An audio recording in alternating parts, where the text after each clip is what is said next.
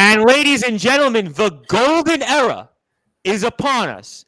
You most certainly better fly with us tonight because we are going to be talking one of our favorite topics here on Sportswire Radio, and that is our beloved SJC Long Island Golden Eagles men's basketball team. And this was a season for the ages. We had wins against the CUNYAC Conference Tournament champions, our Baruch Bearcats in Baruch. We had a win, obviously, at the Max Stern Athletic Center against the Yeshiva Maccabees, one of the top-ranked teams in the nation who also won the Skyline Conference Tournament, plus many, many, many other wins here.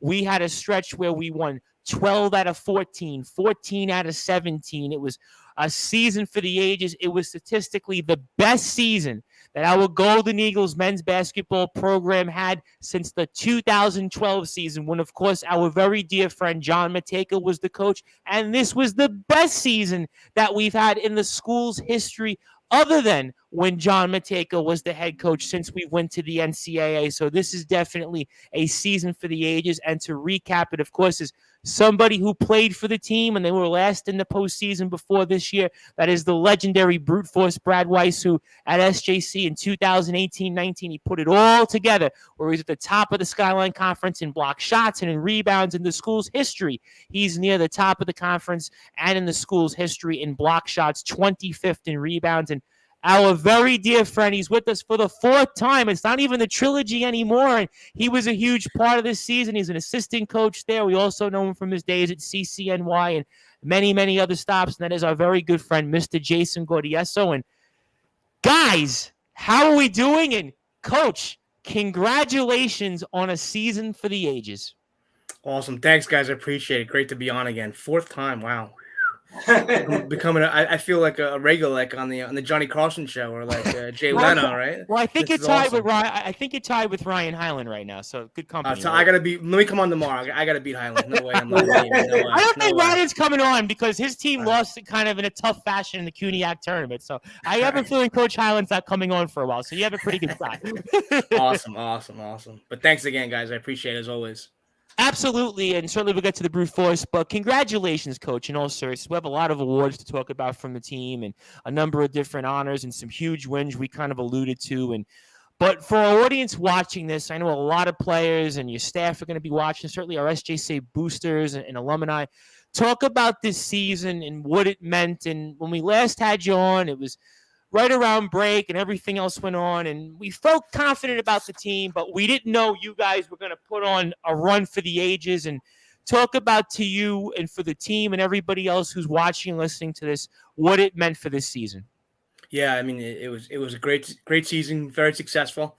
I will say this. I mean, obviously, as a coach, it's not done, right? Because we didn't win the championship yet. And obviously that's the ultimate goal, right? You knew I was going to say that, right? Yeah, pretty much. I knew that was coming. Right? But very successful season. Obviously we felt like it was a long time coming, right? Because of COVID. So we were so excited to get out there, right? And it went by so fast, right? I'm counting the days back to October 15th to start again. But I thought it meant a lot. I mean, I think it showed a lot. There were a lot of successes, like you said, a lot of things that the team proved. And I think, it just, now we just have to continue to build off of that. And I'm sure everybody will. And when we get into the off season, right, we're going to continue to do that. We're going to work. So this way, when next October 15th comes up, we're going to come out the gate running. We know we need to work on. We know what went well, what didn't went well, but we just got to make sure we have our foot in the gas pedal and go ahead. Absolutely, no question about it. And listen, it doesn't sound that far away, October the 15th. So you got me excited, Coach. I was kind of down. But when I had Coach Gist on a few days ago, I was like, oh, man, October 15th feels so far away. Now you got me thinking, okay, October 15th isn't that far away after all. And obviously, the brute force, I know we've spoke a lot about the Golden Eagles. We did a couple of post-game shows after some huge wins, and I know a lot of people want to hear what you have to say on this, and now with coaches with us. And for you, now that the season is concluded, especially as somebody that played for this team and was the player that was on the team that last made the postseason back in 2017, talk about what this season meant to you on a personal level. Yeah, it meant a lot. Listen, it's no secret anymore that my time for the 4 years I was at SJC, didn't go as we wanted it from a team standpoint. And one of my things when I left was I wanted to see the program get back in the right direction. And Coach McSlayer was always, motivating us as seniors that year that he came in for his first year, that we're going to be the start of the program turning it around. And we had a nice little run. We didn't maybe win as many games, but we just tried to set the example from the beginning. And ultimately, these guys took it and ran with it. I mean, they went and they had an amazing year. And listen, we talked about earlier in the season where it was going to take some learning curves, some experiences, some tough losses, all these different things. And then they finally put it together. When they put it together, it became a team that wasn't just a good team. They became a great team that we could look forward to for many more years to come. So as an alumni, it's just great to see a program that now has stabilized itself once again. To see guys coming back and wanting to come back at SJC is expiring. And just to be an alumni, somebody who has their poster in the Danzy Center and go back. You're going to remind us about this poster until they take it down. I was in the Danzy Center today, and I saw it. Oh, he's going to mention it today. No, I told you, I'm not the only one. Coach, I'm glad you feel that way. Listen, right, it's only from love. It's only from love. Until I take it down, I gotta mention it. But ultimately, the guys who are now on the team are doing a great job, and it's certainly inspiring to see them from afar and get to see them in person as well, as I did a couple times. It's just a great team, great group. You can just tell from not only their play on the court, but just listening to the way they communicate off the court. As a coach, I know how important that is now, and I knew how important it was as a player when I had success. And to see that and what it's going to be going forward is something to be really excited about, whether you're an SJC alumni or just someone from Long Island. Well, as somebody who's not from Long Island, I think on the bucket list is next season. Somebody please don't take the poster down, because now I'm going to have to get the whole tour of the Danzy Center and see the poster. So I think next season, I'm going on the record, I'm going to have to come out to the Danzy Center and watch the team. And Brad, you're going to have to point and show me the poster so I can see it, because I've heard about this poster now for more than 2 years at this point. So I think at this point, to the entire team and to the coaching staff, I will definitely be at the Danzy Center for sure next season. And I'm sure I'll get to see that poster, and maybe I'll even take a photo and video with it. So I'm going to go on the record for that. But Coach, I'm curious about this, and I want to get your perspective, because Brad and I have spoke a lot about the team since you last came on. And I know we had you on I think after the John Jay game, we went on the break and such. And I'm curious, was there a moment when you knew and said, okay, you know what? This team's special. This team's going to go on a run. I mean, Brad and I spoke each and every week after almost every game when we talked about the team and we previewed it. We would watch the games together and such, and we would comment about every moment. But you, who's in the moment as a coach, was there a moment this season and you said, you know what? This is going to be a special season. This is going to be one for the ages. Yeah, I think that was probably when we first played Manhattanville in January, mid-January, and we actually lost that game. Oh, I know. We lost the game by 7. We had them lead exactly like you said, right? And I think it showed a couple of things. It showed the team was going to be special, right? Because when we run our offense, when we do what we need to do, obviously we can get it done. Manhattanville is a very tough team, as you saw, right? They made it to the finals, right? We were up 12, I think, with 10 minutes left, right? And it showed also our versatility too, right? We had some other guys step up and whatnot, right? When others weren't playing as well. So I think that was really after that game. Yeah, we lost, but I think as a staff, we sat down and said, you know what, we're going to be good, right? And I'm not trying to brag here or whatnot, but I thought we were really going to be good. And then if you remember, that's when the streak started. Oh, no question. In fact, I remember, streak, right? So I remember speaking with guys off the air about that, and guys were telling me that they knew something was up, and they really that was the first game you said, you know what? We should have had that game. We legitimately should have had that game. I mean, that was a Saturday afternoon game as well. We got off to a really strong start. Right. Yep, at Manhattanville. It was one of those games where it was like, okay, okay, we lost. You're upset that you lost, but we wasn't that upset because we knew that we had something special there, and we knew we were going to be good in the future, right? So I think that was kind of really the crucial point in the season, if I had to pick one. No question about it, and that's always a weird place to play. It's always like a tough environment, and it's just one of those places. Of course, you got an Alessi coach in there, so when you have an Alessi coaching, you're certainly going to be in for a run for it. For me, the game that I felt like that this team, and the Brute Force is having technical difficulties. He'll be back with us in a second, but the game I really felt where I knew this team was going to be special, Thursday afternoon game against Baruch. That was a game that you guys really dominated for, I want to say, about maybe 26 or so, 27 minutes. And you guys were pretty much in firm control. And that was a Baruch team at that moment that was red hot. It was, again, a weird time. It was a 4:00 game on a Thursday. We hadn't played in a while. It was a bit of a layoff. And that was the game. And I remember Brad and I was speaking about it during the game. And it was like, wow, I listen, I mean, I thought we could be competitive. But that's another place, very, very tough environment. And talk about that game, the Baruch game especially, and how big was that for the program? Because I think that was also the win that put us over 500 for the first time, I think, that late in the season, going back to 2015. So that was the first time we said, you know what? If you didn't follow the Golden Eagles men's basketball team, now you got to follow them, because that was a big, big win, especially at that time, because Baruch, again, was a red-hot team. Yeah, they were definitely they're a red hot team, you know.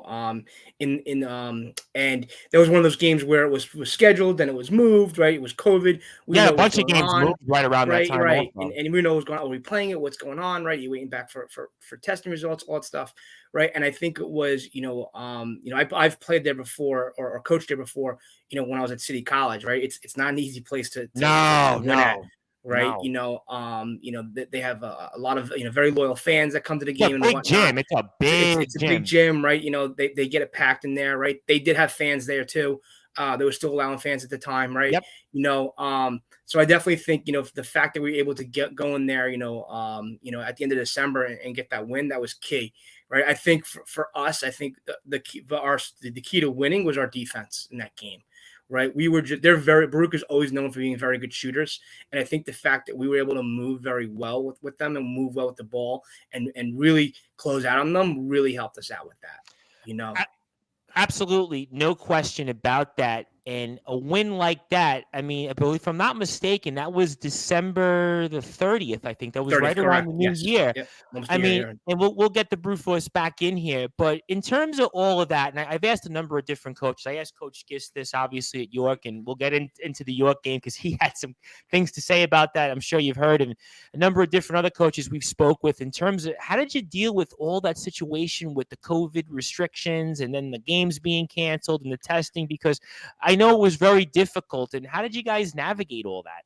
Yeah, I think it was taking it day by day, right? Not getting anxious, not getting worried about it, right? Just taking it day by day, following the lead of our athletic director and athletic trainers, right? And the school administration, right? Because obviously you have to comply with what they want, right? And I think just taking it day by day, making sure the guys are good. If there are any questions, things like that, you know what I mean? Keeping them in a good state of mind was really key. It's one of those things where, you can't get upset about, you can't get worried about. You just got to take it as it comes, right? Because it's whatever's going to happen is going to happen, right? Whatever's going to play, it's going to play out, right? I think we were very fortunate with this season where we didn't have too many cancellations or too many movements. I think it was like one game you guys maybe had canceled overall. There was two. There was two games that were canceled, two non-conference games. But I think it's just one of those things where it's just like I said, you just got to take it day by day and just kind of let it ride out, so to speak, right? We know COVID's here, right? It wasn't going away anytime soon, and we just one of those things you had to address and take and deal with it, unfortunately. Sure, and before I get the Brute Force in here, in one sense, you could look at it, you guys were lucky because we speak with a number of different schools and coaches here. And, for example, Five Towns College, it was over 6 weeks before they could do anything, any practices, any games. And even in the CUNY conference, I remember speaking with a lot of the guys over there at John Jay, and there was a whole number of different things where you had cancellations, you had players who were out, and I mean, so there was so many convoluted situations. So at the end of the day, at least with us here, and obviously credit to our athletic department and credit to our staff, everybody at SJC that allowed our players to continue to be out there and such compared to other places that didn't have it as lucky and fortunate. So we want to commend everybody at SJC. And I want to bring the Brute Force, Brad Weiss, back in here so he can ask a question because you had some technical difficulties for whatever reason. I don't know. Maybe SJC Brooklyn was wiretapping you. I don't know. Who knows? But at this point, though, Brad, because I want to bring you in here. I mean, is there something that maybe you would like to ask Coach Gaudioso, especially as somebody like yourself who's a proud alumni and somebody who speaks so highly about this team and knows still some of the players on this team? So I turn it over to you, Brad. Yeah, absolutely. So I'll start with this because we were obviously getting into the early stages of the season and then getting into the later stages of the season. we talked about early on, and I remember the very conversation, Jason, that I had with Kevin O'Halloran after I was at a game at Farmingdale State that you guys had lost. And I was talking about how the team, I felt the team needed to get better defensively. And the team from then point on did an amazing job, I thought, of continuing to get better and better to the defensive scheme that you guys had. And as I mentioned earlier before we came on the show, you guys finished top 4 in offense and defense. And considering the way you started, where you had some tough games against Hunter, they scored 100 points. I got a Hunter question for you after this one, by the way. Listen, there were some rough defensive games. We all know that. But ultimately, at the end of the season, you guys hold a very good Merchant Marine Academy team down to 40 points. Talk about 12 points in the second half. That was a dominant. Talk about how much of an improvement. Because offensively, I thought you guys were efficient all year long. But the defense, for me as a defensive guy, I have to ask the question. The defense, how did that get better over time? And how is it in practice? Because I guess practice, it had to have gotten better there, and it just translated into the game. Yeah, I mean, with defense, us getting better was really the reps. When I say the reps, just continuously going through it, mirroring a lot of the action as the teams do, the opposing teams do, right? And really breaking down what they do offensively, so what we can cover defensively. Whether it's having guys, simulate, what certain players do or types of shooters they are, right? And then just keep going through it. Obviously, there were some times in practice where, we weren't doing it as well and just kept going through it. Right. And that became a longer segment that day. Right. But I mean, to me, it's just one word. It's reps. Right. But I think defensively, I'm sure you guys, obviously you watched this a million times, right? We play zone. There's no secret. Right. So, we play zone. But in the beginning of the season, right. We did play a little bit man. Right. And then I think, based on our identity and who we are, right, you figure out, okay, listen, we're more of a zone team, right? And that's kind of how it worked out, but our biggest key, moving on the fly of the ball, right? Also too, we pressed, right? And sometimes we pressed to force turnovers. Sometimes we pressed to maybe take a little air out of the ball, right? And I think, just keep going through that in repetitions. That's really what helped build it, right? And then recognizing who we're playing against and just, and really know, we call KYP, know your personnel, right? And I think I honestly think that was a huge part of the success.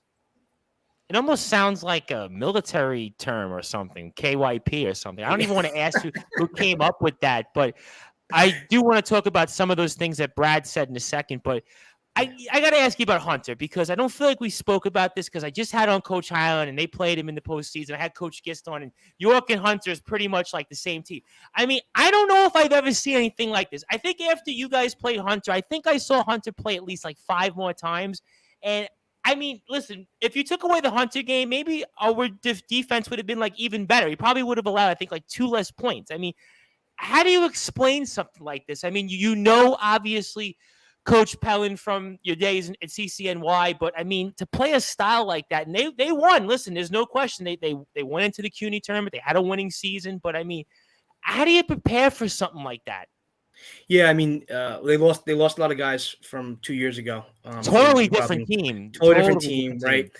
So they went in with a different play style this year, right? The Grinnell George Keener was the guy they lost. George Keener was the CUNYAC, correct? Judah McIntyre, I think they lost also. Was it McIntyre? Yeah.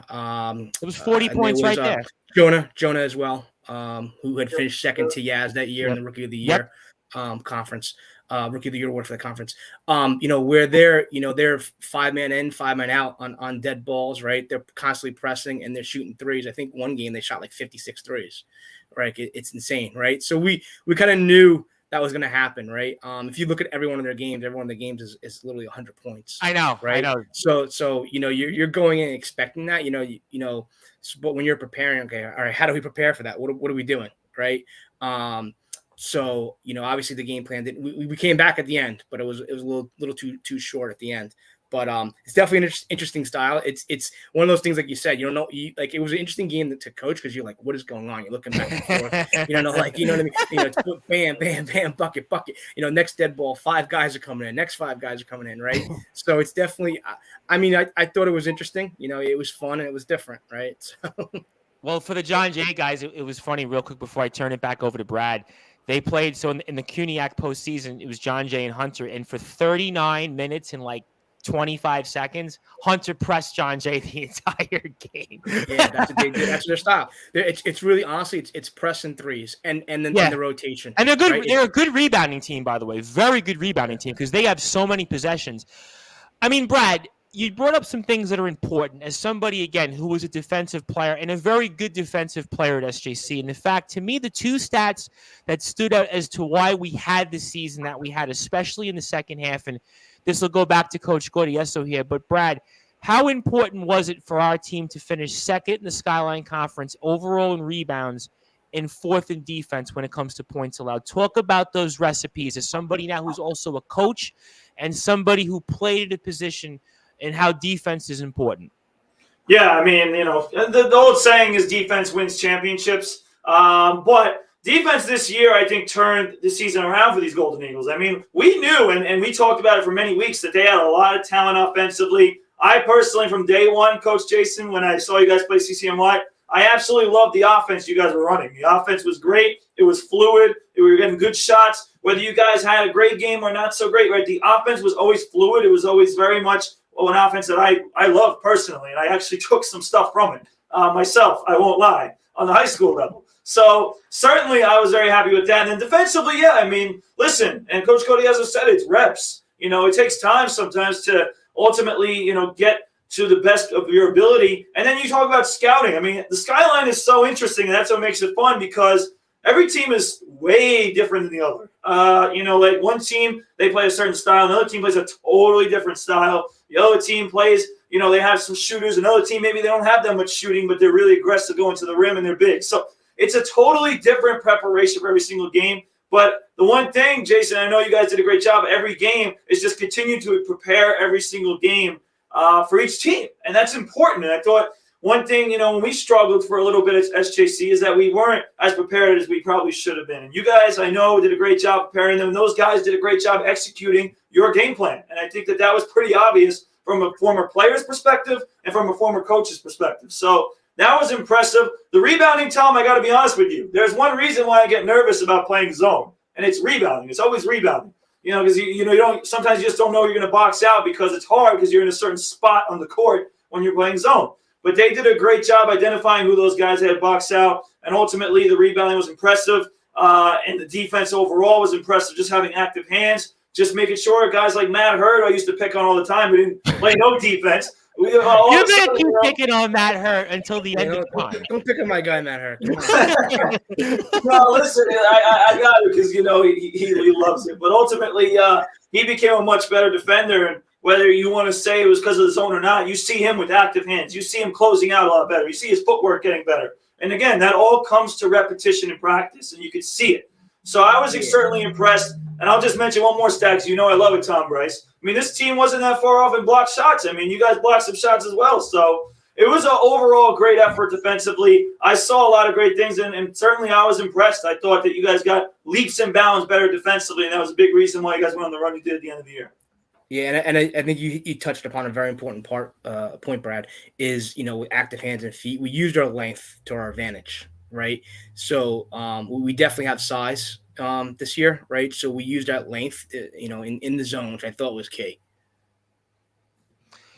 Talk to me, and don't reveal anything you guys did, especially in the second half of the season in conference play. But was there something maybe subliminally or maybe consciously that you guys maybe worked upon after, let's say, watching the tape early in the year against games like a York or a CCNY or a Hunter or everybody else that we played maybe more so in non-conference play, that we said, you know what, okay, we need to do this better to help us as a team? So again, but don't reveal anything. Don't give me the exact strategy. But is there anything in particular that maybe you guys worked upon in terms of the season that we had? Yeah, absolutely. Again, also depending upon who we're playing, right? Like depending upon who we're facing that week, right? If we knew they were better in one area rather than not next, or whoever it was personnel wise, absolutely, we focused on that.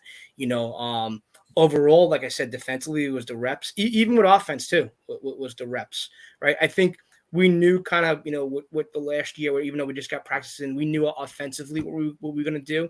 I think defensively we were still trying to figure it out, right? And I think you'll see it early on in the season, right? And then like you said, we progressed because we were figuring out, right? Yeah, I agree with Brad because offensively, I never felt like that this team really struggled throughout the season. I mean, there was some moments here and there, but it was defense. Brad and I would talk about it, during the games because we watched all the games this year. Obviously, everybody knows that we followed the team. Like you said, we watched a million different times, but it was always the defense. We felt that if the defense could come around, this team could be good and really, really good.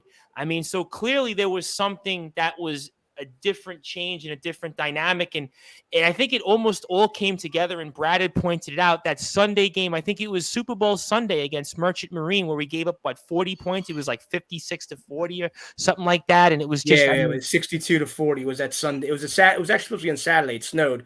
Remember, right. Like 2 feet of snow. Right? I'm well aware of it. and then we actually went up playing on Sunday. But that was an awesome game defensively. So, and that was, again, I mean, we've had some signature wins. We'll get into the Yeshiva when everybody wants to hear the Yeshiva win.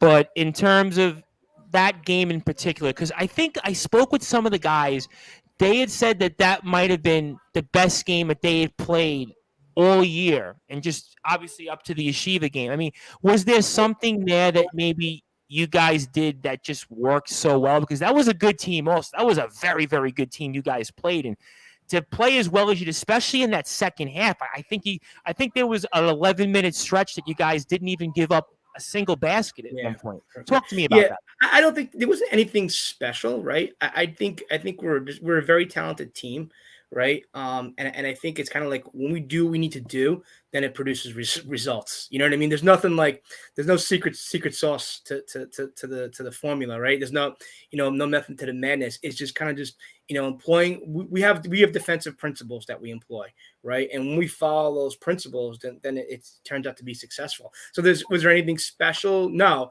But I just think just doing what we do is really kind of when we're on. When it's almost like being like your own worst enemy, right? So when you're on, you're on. When you're off, you're off, right? And I know it's easier just said than done, but that's the truth.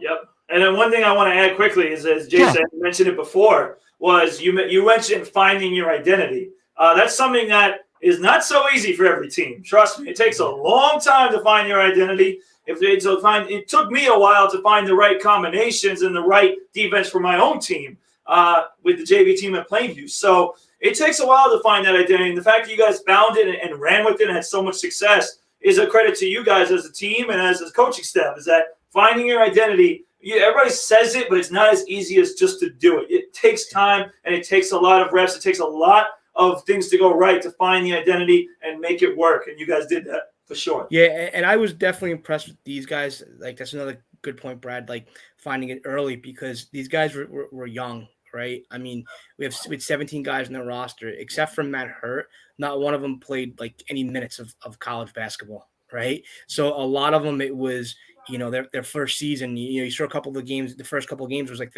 when we lost to Yeshiva, for example, that first time, that was their third college basketball game, and we were competitive in that first half of that game, right? So I think not only just finding it, but finding it as early as we did, that to me really excites me, because we're just going to continue to build off of that for the future. Let me ask you this question very quickly on the defense. Did you guys almost feel like, in a way, that your defense was almost your offense in a sense throughout the season there? Yeah, 100%. I mean, because that generates extra possessions, right? And extra possession is going to give you more opportunities to score, and then obviously translate into wins.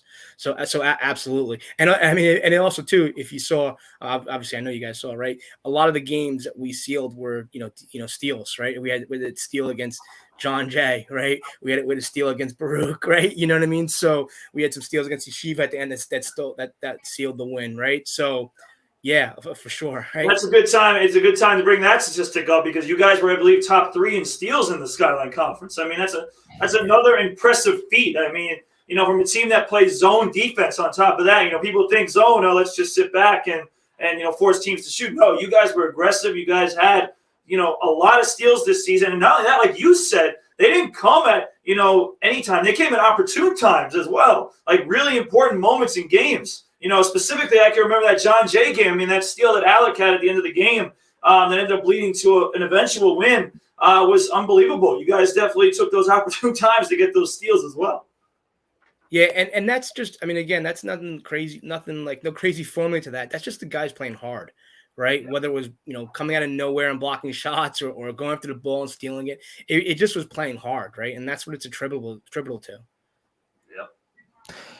Absolutely, no question about it. And of course, if you like what you hear from the SJC Long Island Golden Eagles men's basketball team, please give them a follow on Instagram at SJCMBB. Also, Twitter at SJC_MBB, because the golden era is upon us. And this was a season for the ages here. And we're always excited to talk about the men's basketball team, especially with our assistant coach here for the team. He's on for the fourth time, ladies and gentlemen. He's here with the fourth time. It gets better and better with him. That is, of course, Jason Gaudioso, who's doing a phenomenal job. And please follow him also as well on Instagram at Jason Gaudioso, because I got a feeling we're going to be hearing a lot more about Coach G here in the near and distant future. And of course, the brute force Brad Weiss, of course, the legendary SJC Long Island Golden Eagle men's basketball player, who you can also please follow as well on Instagram at BWeiss20, Twitter at Brad Weiss20, because he's going to be speaking a lot about the program and also his own work for the Plainview JFK Hawks boys JV team, where he did a phenomenal job in the program as a whole. We'll definitely get into that. So congratulations to the entire team here. I am the host of the Sports Report and the station manager here of Sportswire Radio, the Reverend Tom Bryce. And if you like what you hear from us on Sportswire Radio, please do give us a like anytime on Facebook at Sportswire Radio. 24 hours a day, 7 days a week, 365 days a year. You can listen to all of our content anytime on sportnarium.com/player. And I want to thank the entire program for their support, especially Coach Mike McSloy. We'll get into Coach here in a few minutes. Also, Billy Heenan, assistant coach. Joe Mantesta. Can never forget about Coach Mantesta, because Coach Mantesta is everywhere. Just like Coach G is everywhere, just like Coach Heenan is everywhere, Coach McSloy. Coach Mantesta is at a high school gym on Long Island recruiting. He's probably out there somewhere as we speak, so we want to make sure we recognize him. Also, our seniors as well, including Gordon and Matt, although we'll get into Matt in a little while as well, a number of different things. And, of course, Kevin O'Halloran. And Kevin O'Halloran, of course, was a huge part of the program. And really, he was, again, a guy that really showed a lot. So I want to acknowledge our seniors. We'll definitely give them another mention here in a little while as well. And we are talking all things related here to the Golden Eagles men's basketball program. And that's a good time to bring up some of those awards. And obviously, let's start here at the top in Rookie of the Year. And it was pretty much a foregone conclusion here, guys. I think it was a no-brainer that Alec Tabata was going to be the Rookie of the Year in the Skyline Conference. I think at this point, between him, Spencer Malloy, and Jake Gaudiello, they probably should have just named the award after those guys and just given it maybe to the entire program. But I realize we have to be PC, but it was Alec Tabata. I think about the Baruch game, like Brad mentioned, the John Jay game, the games that he played defensively. I mean, the stats were there, but he just meant so much more to the team, and other than his points and rebounds. But, Coach, talk to me about what it meant to you, the team, and the program, especially, that Alec Tabata was named last week the Skyline Conference Rookie of the Year. Yeah, I mean, first and foremost, well deserved, right? I think I said this before. Just put the numbers aside for a second, and it just that he plays hard, right? What we've always said, and he's always working. He's always looking to improve, right?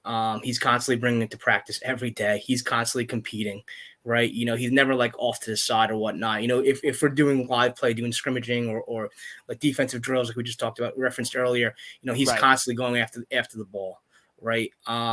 So I think it just was proves how successful he was by getting that award, which obviously was well deserved, right? And I think everybody around the conference felt the same way, right? Because everybody voted for him, but couldn't be prouder of him, because to come in, it's a big thing to get an award like that, especially when you're a freshman, because you're transitioning from high school to college, right? And it's not even on the court, it's off the court too, right? I mean, you have to worry about studies, right? You have to worry about the time management aspect of it, right? So be able to do all that and do very well in basketball, and Brad, it's not easy to be a student athlete at this level, right? Or in college, right? And I think that just says a lot. It says a lot about him. It says a lot about his character, right? And definitely couldn't be prouder of him.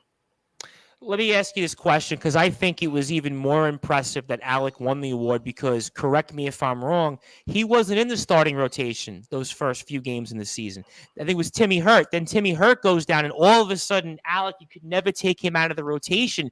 And that, to me, was most impressive about this season before I turn it over to Brad, in that he wasn't in the starting rotation, if I'm not mistaken, those first few games. He wound up winning you games. He wound up doing so many different things. And for a player, again, that's a freshman, that what Alec did. I mean, you had Yassine Saki, so you know great players, you know great rookies. So I watched Yassine Saki, and I covered him obviously when you were there in the CUNY Athletic Conference. But the fact that a player of Alec's stature, again, started the season to where he was, I mean, that's very hard to pull off, Coach. Yeah, no, it's very hard. I think we haven't had a rookie of the year at the school since 2012. So if I remember correctly, right? So I mean that's a long time, 10 years, right? Yeah, even with Matejko, we didn't have him because Matejko Right. had more older and veteran players, with the exception of Chris Niblock. So exactly. So I think also too, I think he's also one of those type of players where, he's not going to just be satisfied with this. He wants more. Right. And he wants to win. He wants to get the championship, right, and get the conference title, right. And that's, as a coach, I mean, like, what's not to love about that, right? Like it doesn't get better than that, right? It's not like he's going to come in and say, oh, I won the rookie, I don't need to do anything else. No, I mean, when somebody has that attitude, I mean, you got to love it, right? Oh, absolutely. And Brad, I'm sure you would love to play with somebody like that. But talk about how big it was for the program, especially, again, as somebody like yourself who had success here, and the fact that Alec Tabata was the rookie of the year here in the Skyline Conference. Yeah, I mean, like I said about all the guys, they just worked extremely hard. And Jason said, it was the first thing he said about Alec, is that he works extremely hard, and you can just tell him. I'm gonna ask a few questions about Alec in a second to Coach Gaudioso, just because he's behind the scenes and I see it from afar. But listen, you ain't that afar, Brad. Let's be honest. We really ain't that afar. Let's be honest. Everybody knows we're the SJC guys at this point. Let's be honest. But watching Alec from the stands, he's definitely impressive. All right. I mean, and what I want to ask you, Jason, is a couple things. Number one, actually, Father Tabata followed me on Instagram. Yeah, same here.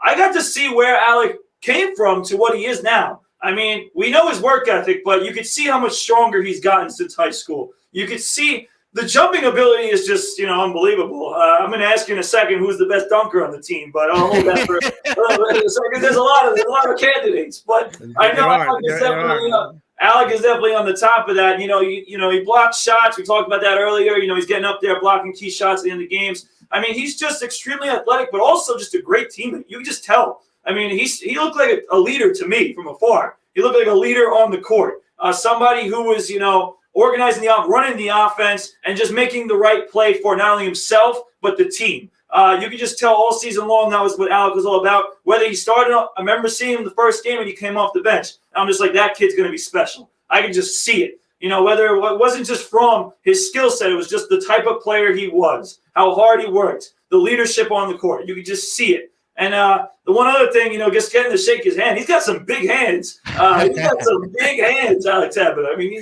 I shook his hand. I got big hands. I'm like, damn, he's got big hands. You do have big hands, Brad, by the way. As somebody who's been with you a couple times, you do have big hands. But Jace, I just want to ask you a few things. Number one, did you see his progress as over time getting stronger, whether it was in the weight room or just in practice?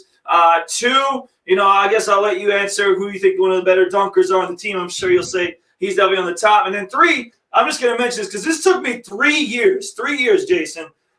3 years, my third year, I was 50% from the field from 2-point range. And it took me years to develop, being consistent. I mean, in Alec's freshman season, he's shooting 50% from the field. That is hard to do, especially in the Skyline as a freshman. So just speak to all that because Alec is truly a special player. And I can't wait to see him going forward.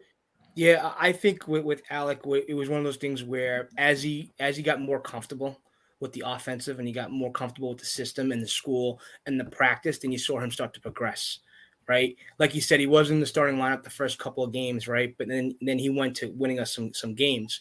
And I think it was just him getting comfortable with it, right? I think him just continuously being obviously working hard at practice. And then all of a sudden, he was really getting in the groove with our offense and our style of play. That's what I think really was it. I mean, besides working hard and going after the ball and stuff like that, but I think just as he got more comfortable with it, he latched onto it, right? And I think that was really a huge piece of it.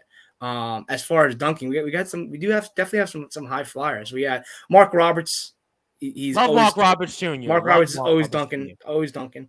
Anthony Ferry's always dunking, right? Spence can get up there. Basir. Yeah. Timmy can get up there. Alec. I mean, I just named 6 guys, right? So we definitely got some jumpers. Nick Nemekis has a little hop too. Love Nick Nemekis. Gotta give Nick Nemekis a huge love here. Yeah. No, I gotta be there's no. I'll be honest with you. There's definitely some athletic guys. I mean, if you ever seen us warm up, right? Some of the guys will start getting up, right? And you hear them like, hey, they start screaming and whatnot, right? Try and raise that intimidation factor before you get into the game. Yeah. But no, definitely have some athletic guys on the squad for sure. I'll just say one more thing because that was nice because when I was there, it was really just Jonah Caldwell who was putting on a show. Wow. Everybody else was just taking the layups. We just taking the hook shots and the casual layups. So I was always jealous, and now to see that there's so many of those great athletes, and capped off with Alec, and especially we'll get to the game later where he dunked at the end of the game against Yeshiva as one of the biggest dunks we ever had at SJC. So. That was definitely a good one to remember.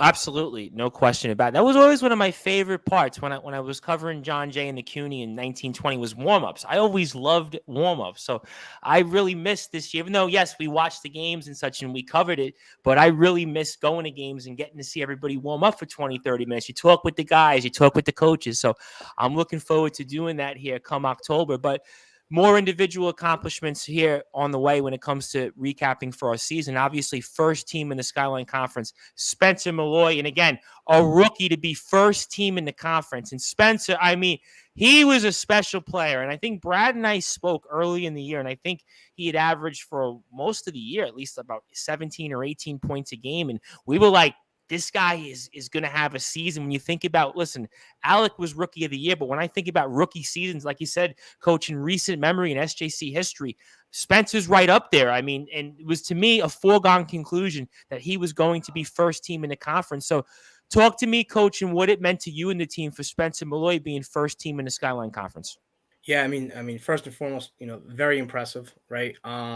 But we always knew Spencer was going to be special from when we recruited him, right? I wasn't here when they recruited him, but I recruited him at City College, right? And lost him to St. Joe. So, the story always goes that I followed him here. No, you technically won then, coach. You won. I technically won. It's so funny because he's actually said to me, because it actually worked out for both of us, right, coach? So I'm like, yeah, thank God, because I wouldn't want to play against you or coach against you. But we always knew he was going to be special, right? He always had a very good level of maturity, right? And I think that's really kind of helped him with his work ethic, right? It's kind of helped him, with just in general, because there's been some games where he's played, not as well as he has in other games. But I think he's a player that just his presence on the floor, it just brings the guys all together. Right. Mm. And he's obviously he's a captain. So he's one of our leaders. Right. And he's always bringing guys together saying, hey, I'm over here, go there, blah, blah, blah. Right. So, I think even if he might be having not as great as a game as he always does, maybe he has a little bit, has a bad day or off day. Right. He's still bringing the team together. And I think that's something very special. Right. About him. And that's actually one of the things I love about him the most, his ability to keep everybody gelled. Right. And to do that as he's a sophomore academically, but freshman playing wise, I think that's incredible. Right. And I think that's something we continue to build off. Right. And that's really what our program is. Right. You always hear me say about program rather than team. Right. And that's what it's about. Right. But in terms of numbers and stuff, his double doubles were incredible this year. His footwork in the post, he's got the best moves, as a 5 in that post, than better than anybody in the conference, in my opinion. Right. And I think that's something that really, really obviously is a huge asset for us. Absolutely. No question about it. And Brad, talk about that, because again, you played that position, you understand it. Spencer Molloy, again, a season for the ages.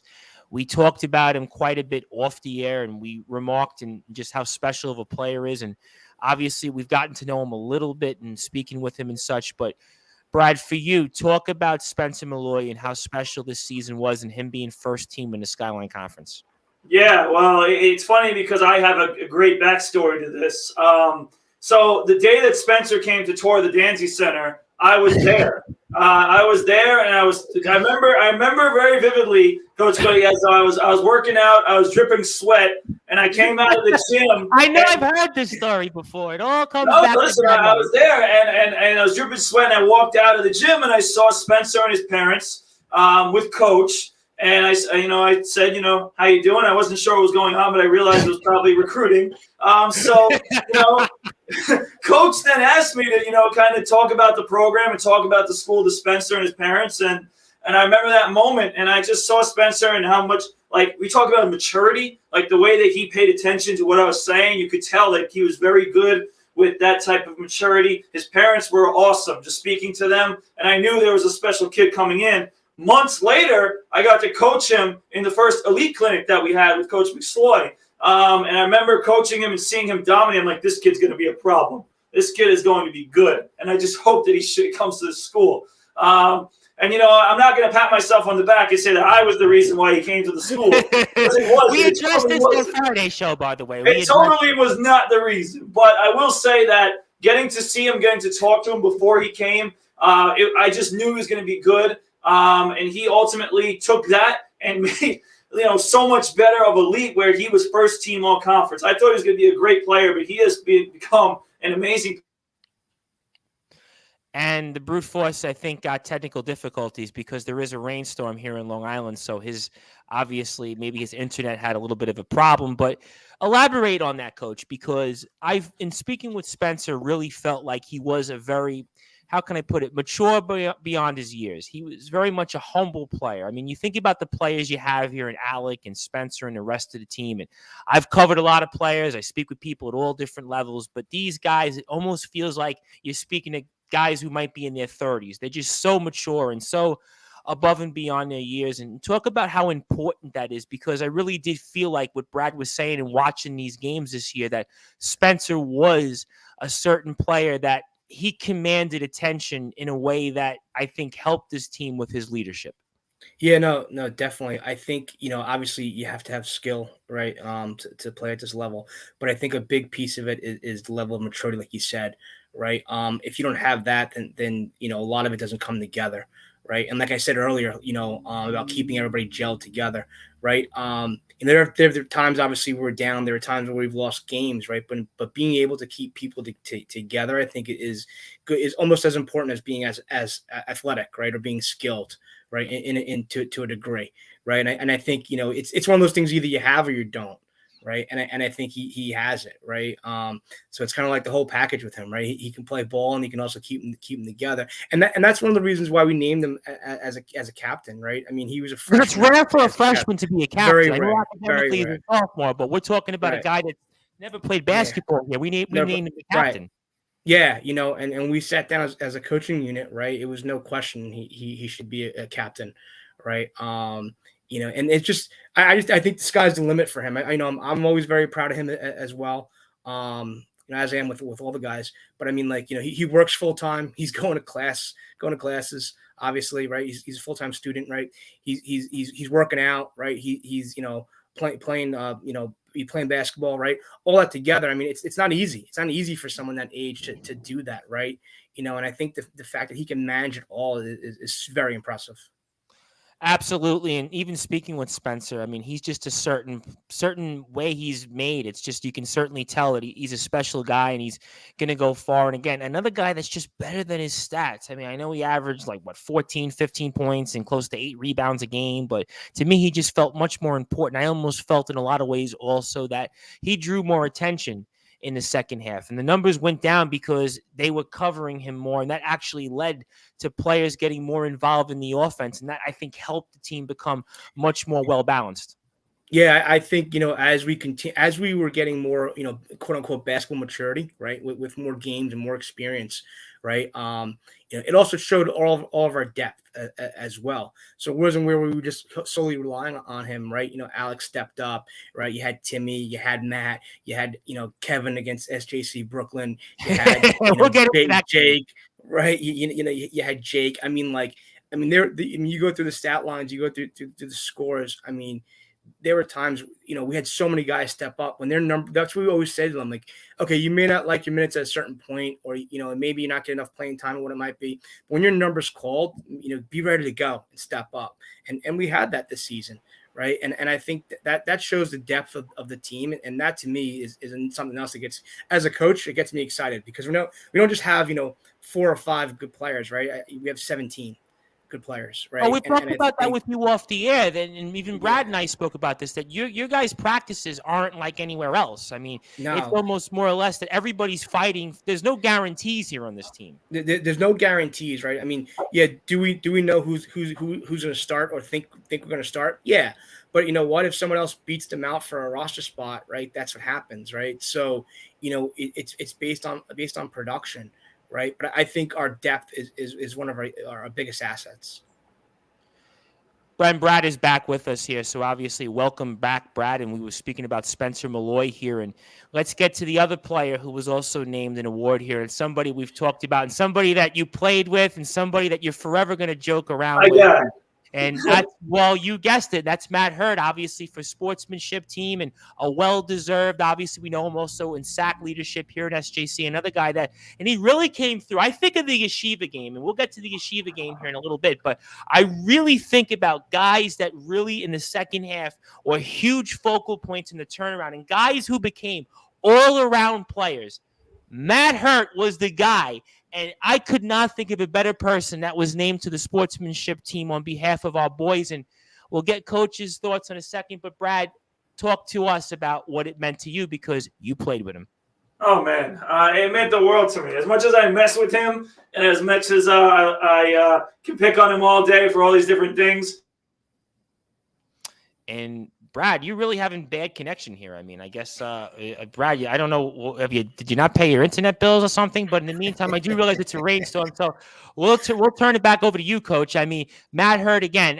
Matt's, I got to be honest, he's one of my guys here at SJC. Obviously covering him in 1920 when he was on the team. And he's, again, him and his brother are really special to me in a personal level. And talk to me about the season that he had and him being named to the sportsmanship team. Because I really feel like, again, he was the example of the turnaround in the second half, and he was a part of some huge, huge moments. I think to the Mount St. Vincent game. He literally, I think, scored like every point in that game, how he came away and walked away with that W late in the year, especially the last game of the regular season and the Yeshiva game as well. Hit some big, big buckets for us. But talk to me about Matt Hurt being named to the sportsmanship team. Yeah, no, definitely. He's the example of what we call a St. Joe's guy, right? Both on and off the court, right? He's a great individual, right? He's very easy to coach, always working hard, in terms of on the court. And the game you talked about, St. Vincent's, right? He had 7 threes. I think they were all in the second half too. It's just he went on a barrage. There was one in the first half. There was 6 in the second half. But they just couldn't cover him.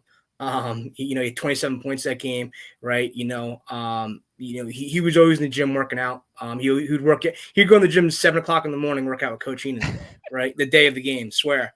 I saw the photos on Facebook. I saw it on Facebook stories. Yeah, and that's the type of kid he was, right? And also too, he was one of those guys, he's been there a couple of years. His minutes fluctuated a lot before this year, right? So he's one of those guys again that he just kept his head up and he continued to work hard. And I think that was huge, right? He didn't pout. He didn't, worry about his minutes, right? He wanted to win. And in order to win, right, we had to do certain things, right? We had to build together a team and build our culture, right? And work hard together, right? And I think he was very helpful in leading that, right? Like I said before in the past, there've been times where he stopped practice and he said to guys like, this isn't good enough. Right. We have to turn up a bit. Right. And it's one thing to hear it from the coaches, but I think when you hear it from your teammates and a senior leader, right, that's something else. right? So I think that, that's huge. So. And Brad, I hope you're still with us here. I think I guess it's rain showers. I know it's like a really bad rainstorm out here, Yes. so I could Yes. certainly sympathize with that. But we were speaking about Matt Hurd, obviously, and before you got kicked off the stream, and he really, to me, in the second half, was the definition, I think, of why this team had the success. But for you, as somebody who played with Matt, talk about what it meant to you for Matt Hurd to be named on the Skyline Conference's sportsmanship team on behalf of our Golden Eagles. Yeah, I mean, it meant the world to me. I mean, like I said before I got kicked off again because of this damn rainstorm. Listen, I could pick on him all I want because, he's just such a great kid. But ultimately, he's a leader, and he's a guy who I'm just not surprised is a sack leader. He's a leader of a program outside of SJC. I mean, this kid is a born leader. He's ready to lead in many ways. And, I just heard Coach Gaudioso talking about it, how he's leading in practice, communicating, saying things are not good enough. I saw that in him when I was at SJC. And the fact that he took that and built it into this team is very impressive. And he's just a great kid. I mean, he's the kid, as Jason knows, I'm sure you've been to his house. He's the guy that will bring you to the house and host, the parties for the team. And his parents are amazing, and he has that great basement where, I had some success on the ice hockey table there and some ping pong too. I held my own. But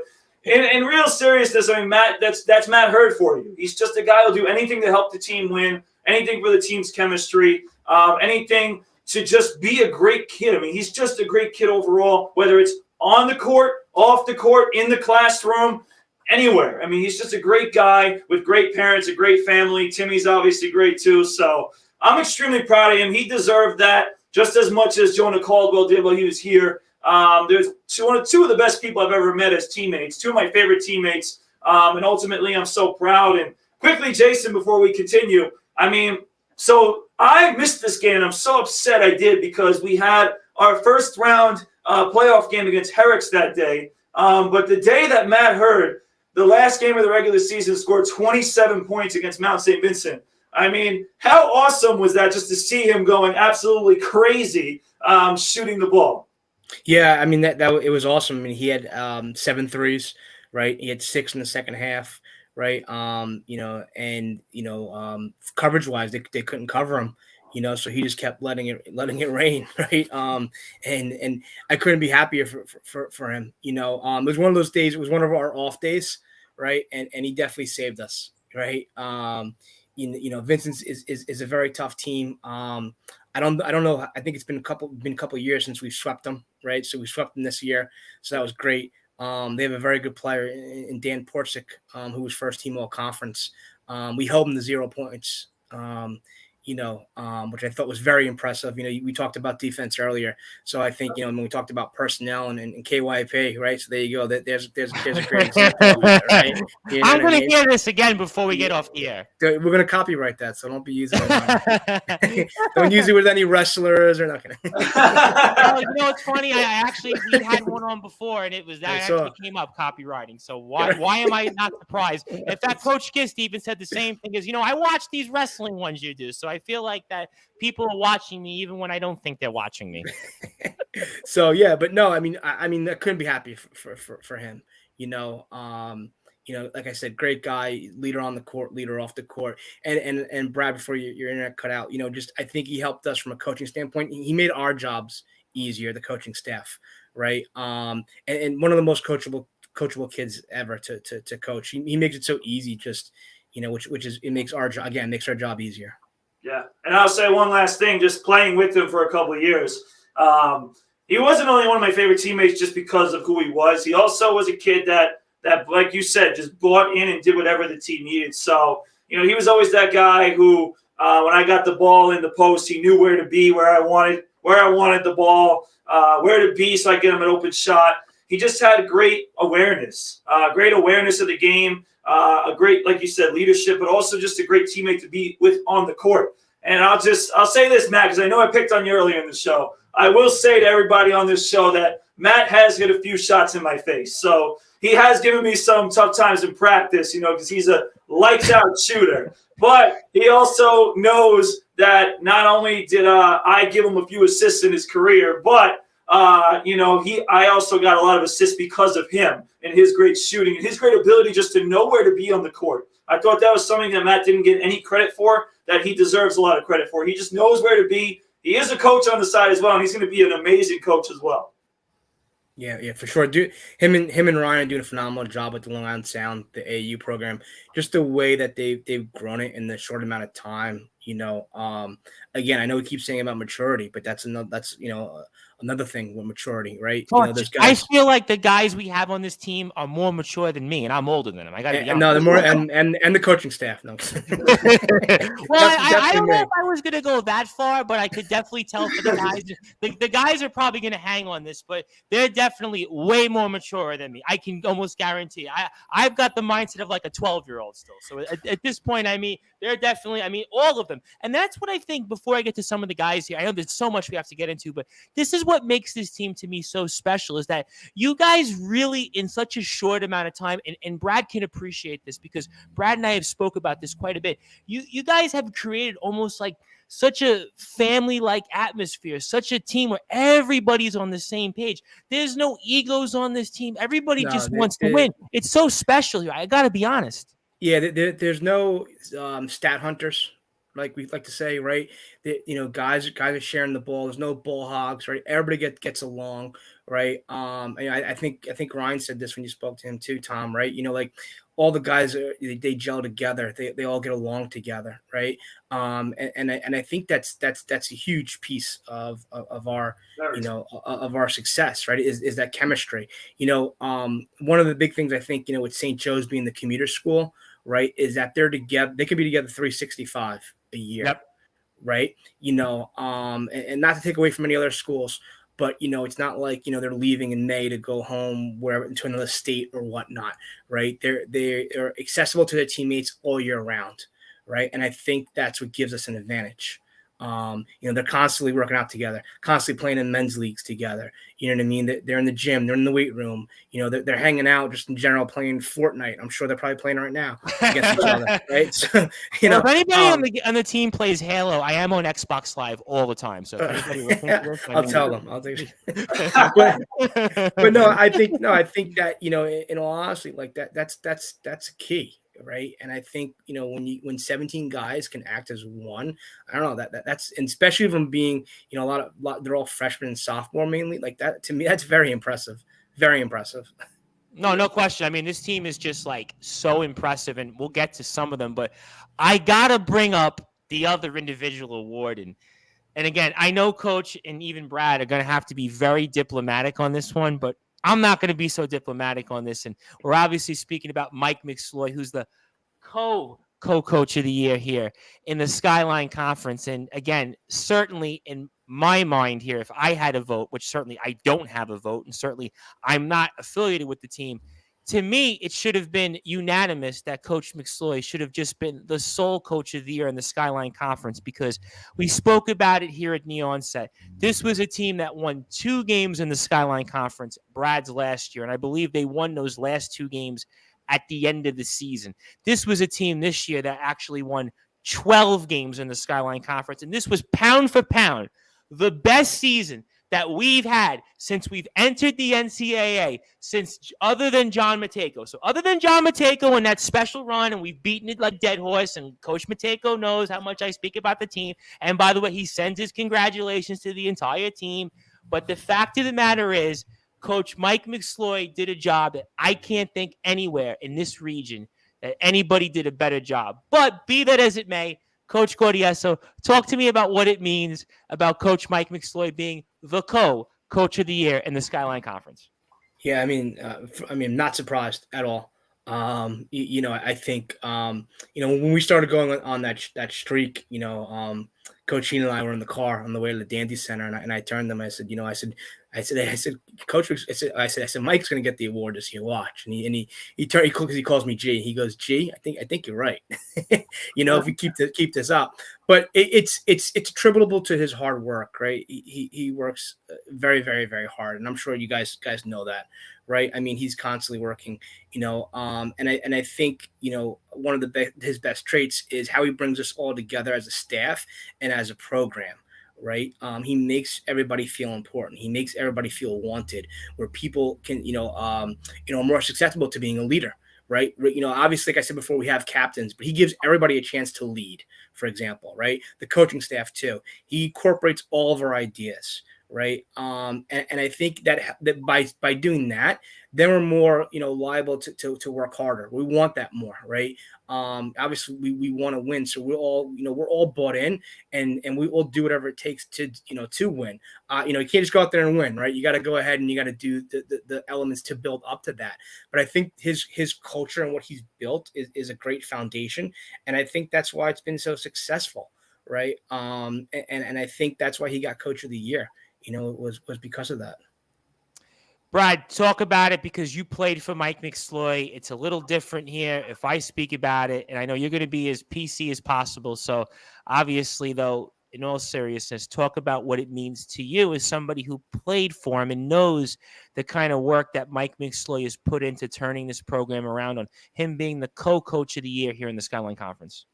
Yeah, so knowing Coach McSloy, I'm just going to say this quickly, Jason, because I know the type of person he is. Him winning co-coach of the year means that you all as a staff won Coach of the Year, because I know how Coach McSloy is. He's not going to give himself all the credit. He's going to give all of you guys the credit, and you guys deserve it. You, Coach Heenan, who I saw yesterday, by the way, and Coach Manchester, who I saw at the championship game the other night playing you in Baldwin.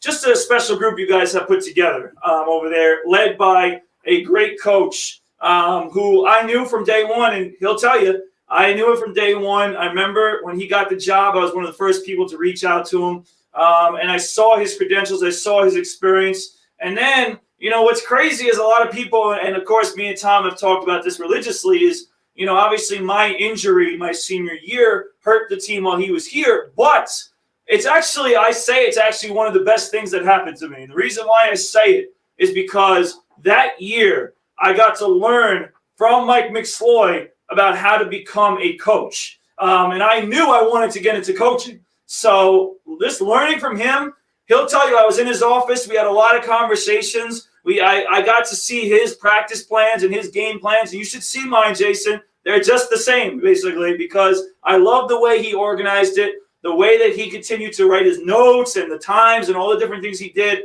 I do the same thing, and learning from him and learning the way that he went about things, the way that he coached the team, the way that he approached every drill and every single day of game day, those type of things. I took it and I definitely ran with it for sure, because he's one of the best coaches that I've ever seen or played for. He does an amazing job of galvanizing the players. Like you said, everyone's a leader, and that's something that I've preached from day one since I started coaching. Everyone can be a leader. Everyone can have a voice. Everybody could definitely go out there and play with confidence. Listen, that's something that as a former player at SJC, there were times where that wasn't the case. And I think Mike McSloy has done a great job of bringing that culture into, and that's a key word, culture, that he's brought into SJC. And that's clearly been shown by this year's team. And I know it's going to be shown in the future, because he's going to do an amazing job. He's definitely one of the best coaches out there. And he was the coach of the year, even though co-coach of the year. I'm glad that you agree, Brad, because I know we talked about it last week on the air, on the radio for everybody on Sportzwire Radio. But to me, again, and I know Coach Gaudioso has to be very diplomatic about it, but we'll answer it for him. And yes, in our mind, we're recognizing him as the Skyline Coach of the Year, because, again, I think about it with this program. And again, take a step back. We still haven't got to the Yeshiva game. There's other things we have to get to. But to go from 2 wins, and this was a program the last 3 years that Brad played there. I mean, Brad, I love you to death, but you guys weren't very good. And I covered you at 1920. The fact that we went from 2 wins in the conference to 12, technically. We had the best regular season other than when Matejko was here and coached the team, in the entire history since we joined the NCAA. I mean, you have wins against Baruch. Look at what we did against Merchant Marine. Look at what we did against Yeshiva, obviously. I mean, there's wins here and even our schedule of opponents. And that brings me to something that, Coach, you talked about here that was also very important in the fact, in the entire region here at our level, our team was number 17. So take a step back for a second. Yes, it was impressive in the Skyline Conference. Yes, we had great wins, all that stuff. But to the fact, Coach, I couldn't think of a time in recent memory, maybe even in the Matejko years, that we were number 17 in the region. I mean, Coach, this just might be the most impressive thing, because we're talking about superpowers. We're talking about teams that were ranked in the top of the nation, the entire nation, that might still be playing right now. And our boys are number 17. Talk about that, because I think that might be the most important stat of the entire season. Yeah, I mean that definitely very impressive, right? A lot of it, like you said, some of the big wins we had, Baruch that won the CUNYAC, right? I mean, we beat 2 NCAA tournament teams, right? We beat Baruch. Yeshiva was ranked number 15 in the country. That was the biggest win in program history, right? Absolutely. And Absolutely. at one point, they were ranked number 1 in the country. 50-game winning streak, and 50-game winning streak, right? Right. Yep. On ESPN, right? And we beat them in their house, right? Definitely, it just goes to show you like the hard work that was put in, right? It shows results, in terms of us, just in terms of also going back to Coach McSloy getting the coach of the year, co-coach of the year, right? It's KYP, exactly, right? It's not only the wins and losses. I think it's also some of the things, just in my mind, some of the things you guys don't see, right? Just some of the standards we put in for the culture, right? Some of the standards we put in for the program, right? If you we brought in 2 heavy recruiting classes, right? We had 5, and then plus Gordon, and then another 6. Right. So we brought in a lot of players. Right. And I felt we brought in the right guys. We had a total of 17 guys that love basketball, 17 guys that want to get better. Right. 17 guys that I call St. Joe's guys. Right. And meet those standards. Right. That's a lot of stuff. You guys don't, stat sheets don't see that per se. Right. No. And some of the things that we've done in terms of enhancing the program that you don't see, like I said, on the Skyline website. Right. But all those, obviously, again, that's all part of the mathematical equation to help eventually build into wins. Right. So, I think obviously I'm biased, right? But you know what I mean? I truly, think he deserved it, hands down. Right. No question. Not having a question about it. Right. And it goes for the wins and losses and for the other things that I just mentioned, and even more. So, I mean, we won 14 out of 17 games at one point. I mean, I almost feel like, and I know I spoke about this with you, and Brad and I spoke about this with some of the other guys, that I felt like that this team honestly was the best team in the Skyline Conference. I know the record didn't show that, we didn't win, but I feel like that we were coming on so strong that I almost feel like, in a sense, we ran out of time. When you really think about it, when the Skyline Conference ended, right? I know Yeshiva and Farmingdale were ahead of us. I know that Manhattanville was ahead of us. But I look at the end of the day, to me, we were the best team in the Skyline Conference to end the regular season, because you look at how well we played. This team was just gelling and gelling. And yes, I know the season started off slow a little bit, and we were trying to find our footing, but that's what a young team does. So to me, in my mind, this was the best team pound for pound in the Skyline Conference. This was the team that, honestly, they really should have had a home playoff game. I know, again, I don't want to open up Pandora's box, but to me, at the end of the day, I look at this team. It was so impressive with this team. And I also think it was so impressive because, Brad and I speak with different people and different coaches. And I speak with different people from all over our area. And people would ask me all the time, St. Joe's, Long Island? People didn't really think this was going to happen. I mean, we knew that this team could win. We knew that this team could go and compete in the Skyline Conference, but I don't think anybody outside of being alum, boosters, player, staff, and family knew that this team could do what they did. And I think that this is what makes this season so special. I know that we didn't win and went to the NCAA tournament, but I really think when you look back, I know, Coach, you're going to tell me we didn't win the championship, we didn't do this, we didn't do that, but I'm going to look back 20, 30, 40 years from now and say that this Golden Eagles team really was a special team, and we're going to remember this season for years to come. Talk to me about that, Coach. Definitely a special team, definitely a special program. I mean, when we wound up playing 24 games total, right? Yep. And so that was 48 halves, right, of basketball, and we were competitive every half except for one, the second half of the Yeshiva game. Right, yep. They pulled away, and that was the third. But that was Yeshiva when I said Yeshiva. They were the number 2 team in the country. Yeah, they were just like they were a rock star tour. It was almost you can't count that. So to be competitive, 95 whatever percent it is, 95% of the season, right? That to me is very, very impressive, right? But at the same time, right, we got to continue to put our foot on the pedal, right, and we got to work off that. We can't come in next season and go, you know what, we should win 20 games. No, we have to put in that work. No, you can't. You can't do that also. And, our boys aren't going to do that because, again, the Skyline Conference, we had, 5 teams that won more than 10 games in this conference?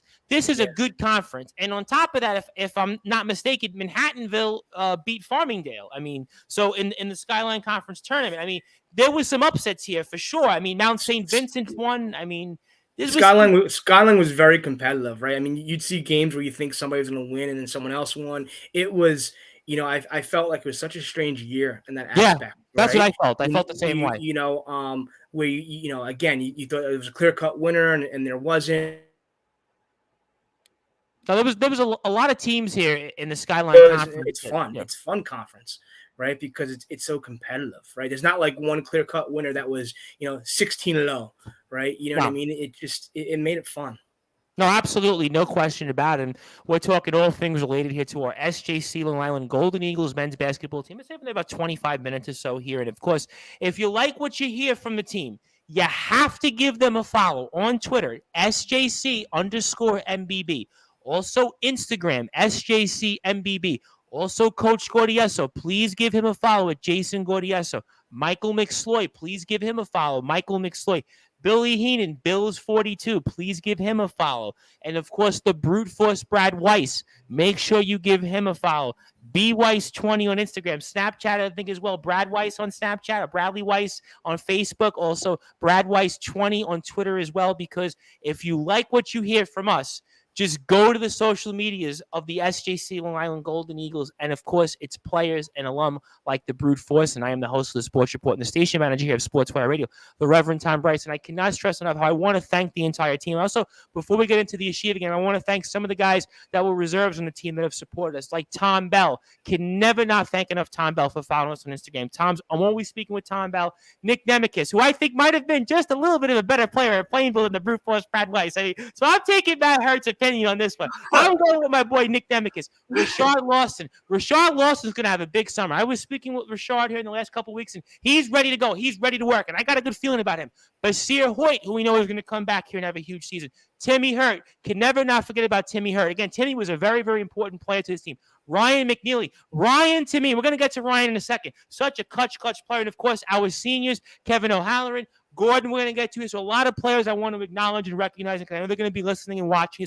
Mark Roberts Jr. as well, who also was a better ping pong player than the Brute Force Brad Weiss. So we love Mark Roberts Jr. here. So we're having fun here. We love our boys. We love our Golden Eagles. Listen, I would rather talk about the Golden Eagles right now than the Knicks. So forget about the Knicks and Nets. I mean, all I heard in the fan at 3 o'clock in the morning was Durant this, Durant that, and the Knicks finally started playing the young players.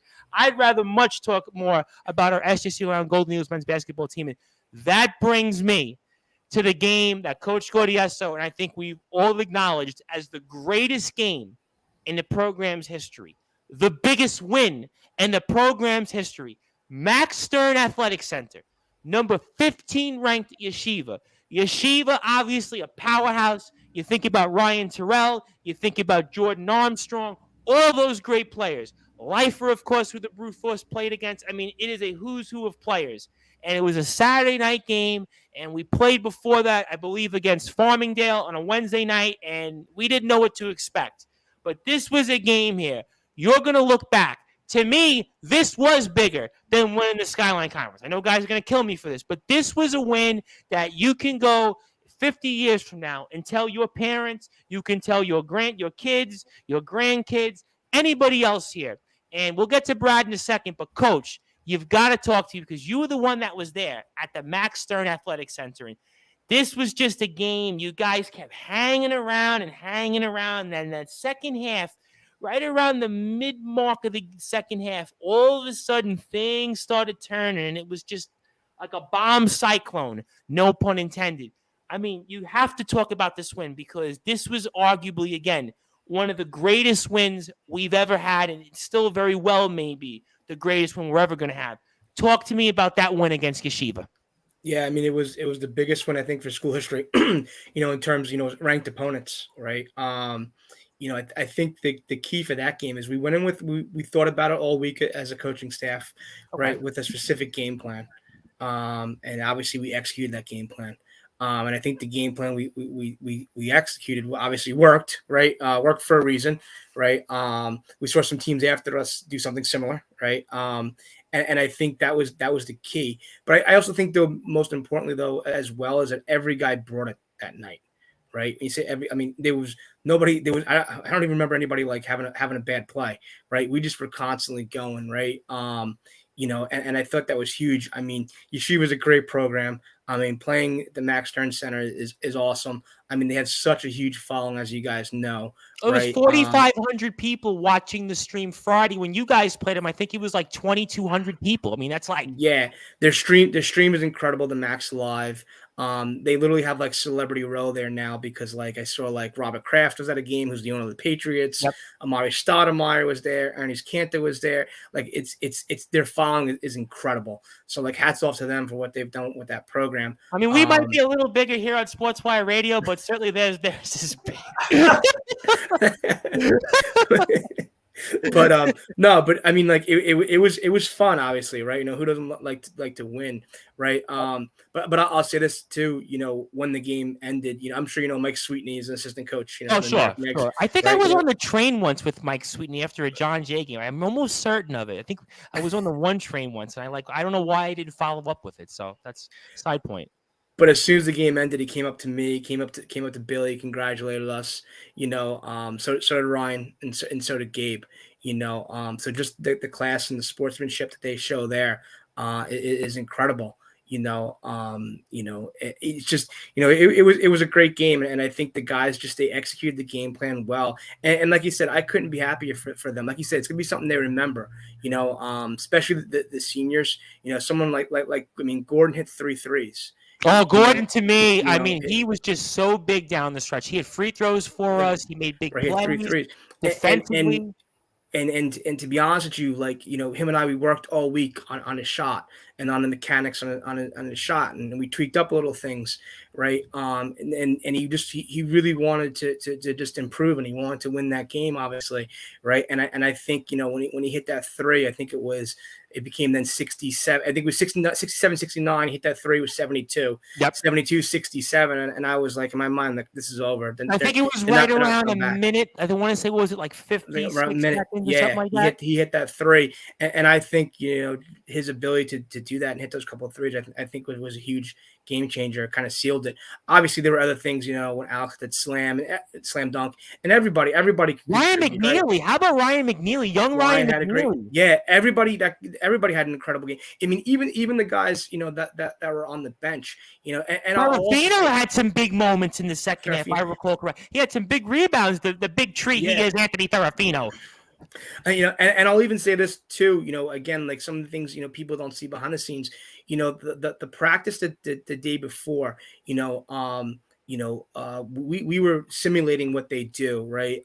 Defensively, and people like guys like Mark Roberts and Basir Hot, right? They were putting the starters through. They were running the starters. When I say run the starters defensively, they were exactly mirroring what Yeshiva does. Okay. And if those guys don't do that in practice, right, we don't get that win, in my opinion.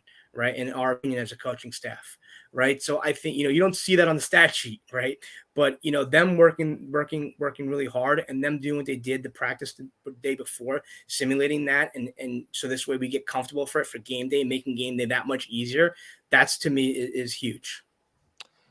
we'll get to some of that in a second, but I have to bring Brad in because obviously Brad and I recapped it after the win because we were so excited. I mean, I think we watched it on the bus ride home. You know what? I knew that was coming because I got messages left and right from guys, so I realized that we were good entertainment. So I know the guys like us at this point. So I can't wait to meet. I can't wait to meet the guys for the season coming up here. I mean, it's something on my bucket list. I mean, forget about Madison Square Garden, forget about UBS Arena. I can't wait to have a front row seat at the Dante Center. So we're putting a lot of pressure on me, but we'll find a way. But Brad, I know we spoke a lot about it and some of those things, and now that you have a chance to speak with Coach, I mean, talk to me for you and what it meant. I know I spoke with Chris Niblock about it after the game, and obviously Chris still follows the team, and I think of all the different alums, obviously you're the guy that everybody now stands to and looks upon because of doing this. I mean, for you, now that you have Coach, I mean, talk about that game, what it meant to you, and maybe the guys that you played with. Yeah, I mean, I said it when we went right on the air after that game, and I'm happy to hear you guys were listening on the bus ride home. That's pretty cool. But like I said, it was an historic win. It was definitely an historic win, one that the program will never forget. I think they should actually commemorate the win. I mean, it's a big-time win. Maybe we should have a poster with that instead of Brad. Yeah, listen, you know what? I'll approve that. Move me to the side and put that the team picture. That was honestly incredible. I remember, Jason, not only the game, but one of my favorite moments was when you guys posted the video from the locker room. You guys just going nuts after the game. That was just awesome. And what you didn't see though in that was I actually fell. So actually my legs went under. Why would you admit that live on the radio, Coach? Why would you admit that? Why would you? Because I'm a straight shooter. I actually went flying. My leg, I went up in the air, and thank God, Coach Heenan and Gordon picked me up right away. Yeah, I slipped through all the water on the floor. But go ahead.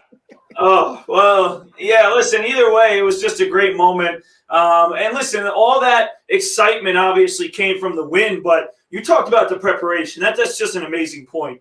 And again, something that doesn't get enough credit is the guys who go into practice, and we do this at the high school level as well, and I do it with some other teams. Those guys that maybe don't get the minutes all the time, but are the guys that we depend on to maybe simulate the other team or do what they're doing, right?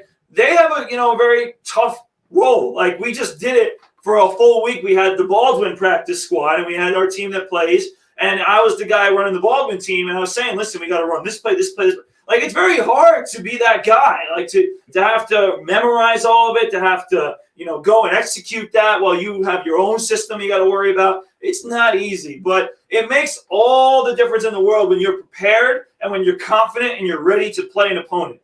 And it just, that entire game, it looked like you guys were prepared. You were ready for the moment. The Max Stern Athletic Center, as you guys mentioned, it's such an amazing atmosphere. I mean, whether there's a full gym or half full gym, like the crowd goes nuts.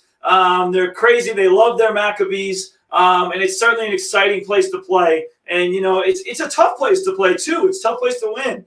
I know it from not having won there and also having a bad memory that I won't speak about here on the Sports Report. But ultimately, it's a great place to win. The fact you guys went in there confidently. And you know what? The other thing that I thought was key is how you guys handled adversity. They made a run, and you knew they were going to make a little run. You guys came right back, and you guys stayed in that game, and then you made your run at the end of the game. And as you guys mentioned, that Gordon three that looked like that Kawhi Leonard three where it bounced. Yeah, it bounced like I think it was like the longest bounce ever. It was seriously. Yeah, I mean, that was awesome. The Alex Tabata dunk. I mean, some of the key shots like Tom said by Ryan McNeely, Matt Hurd, Big Spence getting in there and having some key baskets there. I mean, everybody contributed, and it was honestly just awesome to see against such a good team. And as you mentioned, Coach, I mean, I remember it as well, whether being on the winning or losing side. Those guys at Yeshiva, they're horrible to play against because they're so good. But when they win or lose, they are the nicest people you'll meet. Ryan Sorrell is one of the nicest people I will ever have met. I mean, he was unbelievable. I remember having a 20-point game against them, and he went up to me after the game and said, hell of a game, and he told me all the things he thought I did well. Gabe Leifer had a lot of respect for me. So it was awesome just to go against such a great team that's such good people as well. The fact that you guys went in there and won and they congratulated you like that, they could easily just pouted their heads and said that they lost. But they moved on better and they learned from it and they were so respectful. That's a credit to Yeshiva, and they've built such an amazing program. Remember, I played them the first time. We beat them by 20-some points. And from then on, their program took major steps. I know, was it three of the last 4 years they won the Skyline Conference? Yeah, and it's just one of those things. I think the where, last one was in 2017, right? When they yes. But one of those things where, like, you enjoy watching them play. Even though they're in your conference, you enjoy watching. I love how they move the ball. I coach. The like, way they move the ball, it's like poetry. It's beautiful, and they deserve so much credit. But you guys going in there and winning in that tough atmosphere was a credit to the team, a credit to all the work you guys have been putting in, a credit to the run that you were on. And like Tom said earlier about the team, no one expected you guys to go in there and win that game. But the kids and the players, I know you guys prepared. I know you guys were confident. And me and Tom were confident. And we were so happy. I want to definitely say it. I want to say it because Brad and I, those last, I think, 4 conference games left at that point. We had Farmingdale, Yeshiva, we had Old Westbury, and we had Mount St. Vincent. And I said, I'm pretty sure of this. I said we're going to get at least 3 of those 4. Brad was like, I don't know. I think we'll get 2. But I'm like, I'm telling you, we're going to get – and this is what I said. I know what I said. Come on, Brad, no confidence? No. I said – I'm going to tell you what I said. I said we're going to get either Farmingdale or Yeshiva. Something tells me. I had a feeling on Yeshiva because Yeshiva's team – that we saw in the first half versus the second half, because I watched a lot of Yeshiva games because one of my friends who you might know, coach from the CUNYAC days, was the Brooklyn Cowbell, Daniel Weiss. And he's like the super fan, and he's the Yeshiva guy. And Yeshiva's team, their depth just was not the same from when you played them way back earlier in the year. So I do want to say, and I can't say I definitely thought we're going to beat Yeshiva, but I thought at least of Farmingdale or Yeshiva, I thought we would get one of those games. Yeah, I mean, those last 4 were very tough games, right? The old Westbury game was a weird game. You guys had a big lead, and they came on. They were a team, again, just a weird environment. Even the Mount St. Vincent game, you guys didn't play great in the first half, were in firm control, and all of a sudden they start pressing, and it becomes like a wild game. I mean, there was no layups here, even those 4 games. No layups. Yeah, no, those 4 games were very tough. I mean, like you said, Farmingdale, Yeshiva, Westbury. I mean, they have some great ball players there in terms of Wingate and Cummings. They can score the ball. They can score the ball. You know, they're very, they're seasoned athletes, right? They have a lot of experience and whatnot. And then obviously Dan Porsick at the end with Vincent's, who was one of being a first team all conference player. We knew they weren't going to be easy games, right? But I mean, we found a way to win 3 of those 4. Which I think again goes to the level of maturity and goes to how hard these guys work, right? So.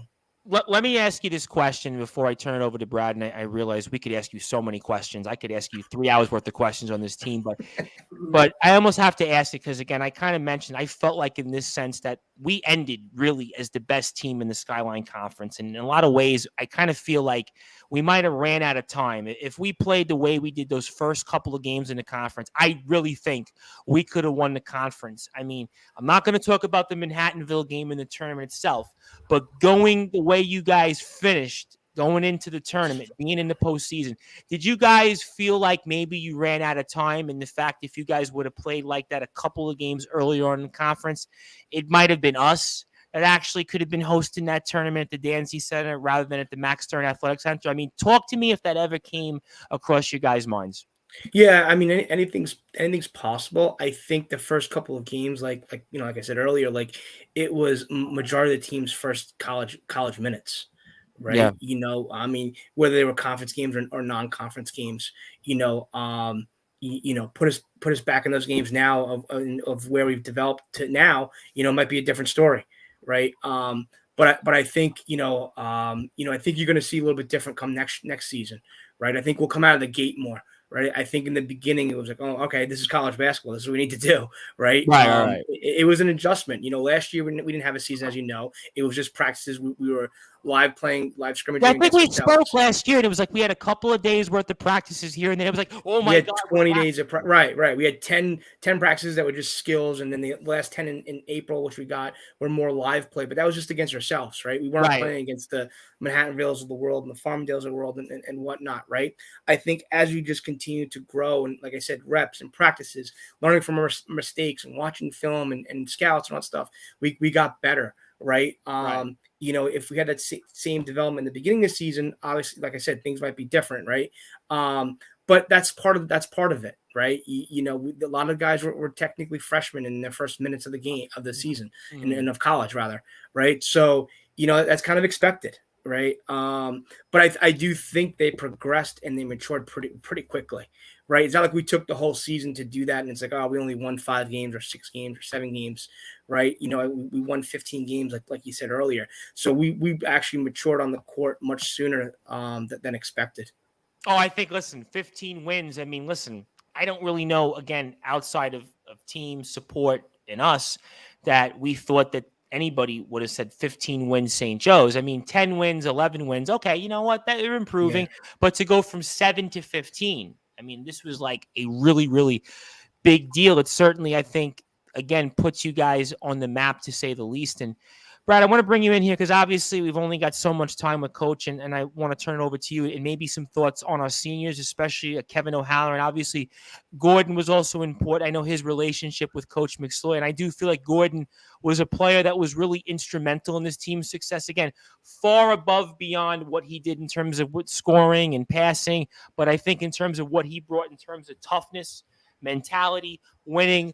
But Brad, talk to me on maybe what the seniors meant to you, or just anything else that you want to address to Coach.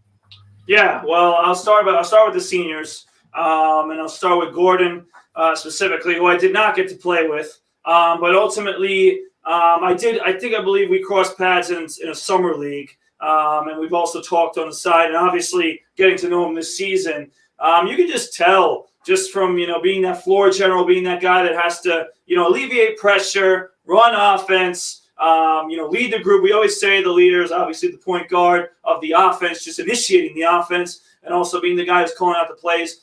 He did a great job all season long. I thought he kept his team, level-headed, never too high, never too low, understood each situation, and when the team needed to slow it down, when the team needed to, go in a faster pace. He seemed to have a good sense of the game. Obviously, that comes with experience, and we all know Gordon has had some really good experience, and that's probably the biggest asset that he had for the team this year, is bringing his experience onto this team of a bunch of, as Coach said, a lot of young players. And I think that we said that all season, the impact that he had on the Jake Gaudiosos of the world, the impact on Ryan McNeely, Tom Bell, all these guys who were point guards and developing guards for SJC. You could just tell that the experience of Gordon was rubbing off them. And they were starting to develop some of the things that we already saw Gordon that had developed in his previous pens. But he did a great job coming in with Coach McSloy and just doing what he asked.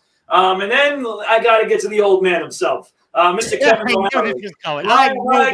Old man Kev. All right? And Kev knows I love him, and his parents are amazing as well. I got to know them very well. But me and Kevin obviously have an amazing relationship. One of my favorite teammates I've ever had. I mean, Kevin, it doesn't matter if he's playing 0 minutes or if he's playing 20 minutes. He's the same guy. He brings the same energy. He brings the same preparation and atmosphere and excitement to practice every single day. He's always fun to talk to. We went to Mets games together, me and Kevin, and other events. He's just that type of guy that you want to be with all the time. Yeah, he supported us for a long time. Since you've been on the show for 2 years, Kevin O'Halloran has been probably our biggest supporter, aside from Coach McSloy and you Coach, and Coach Heenan. Kevin, I mean, is always liking our stuff. He's commenting. I mean, Kevin has really been maybe our biggest supporter from the entire team. I got to be totally honest. Yeah, Kevin's just amazing. And again, like I said, he didn't play at all when I was on the team, and it didn't stop him from being that guy that, when I was injured, was in my ear like, Brad, how you doing? And when I came back, just trying to give me confidence. Like, he was just a leader, whether he got his way or not. And starting this season, he didn't get the minutes early on. And he easily could have just put his head down on a young team. Damn, it's not my time, blah, blah, blah. But he works that much harder, and I know it. I don't even have to see it. I know it. I know how hard he works. I know how hard we see the transformation he's made in his body, and he's done such an amazing job, and he earned every one of those minutes that he got this season. I was so proud of him, so excited, and I can't wait to go to, we can't go to a Mets game because there's no baseball, but we'll find a way. We'll find a way to go to something together soon because Kevin's just that dude. And, of course, Matt Hurd, same thing. We talked about him earlier. He's a guy that I'm planning on doing a lot of things with in the future, whether it's games, whether it's me and him going level up against Long Island Sound.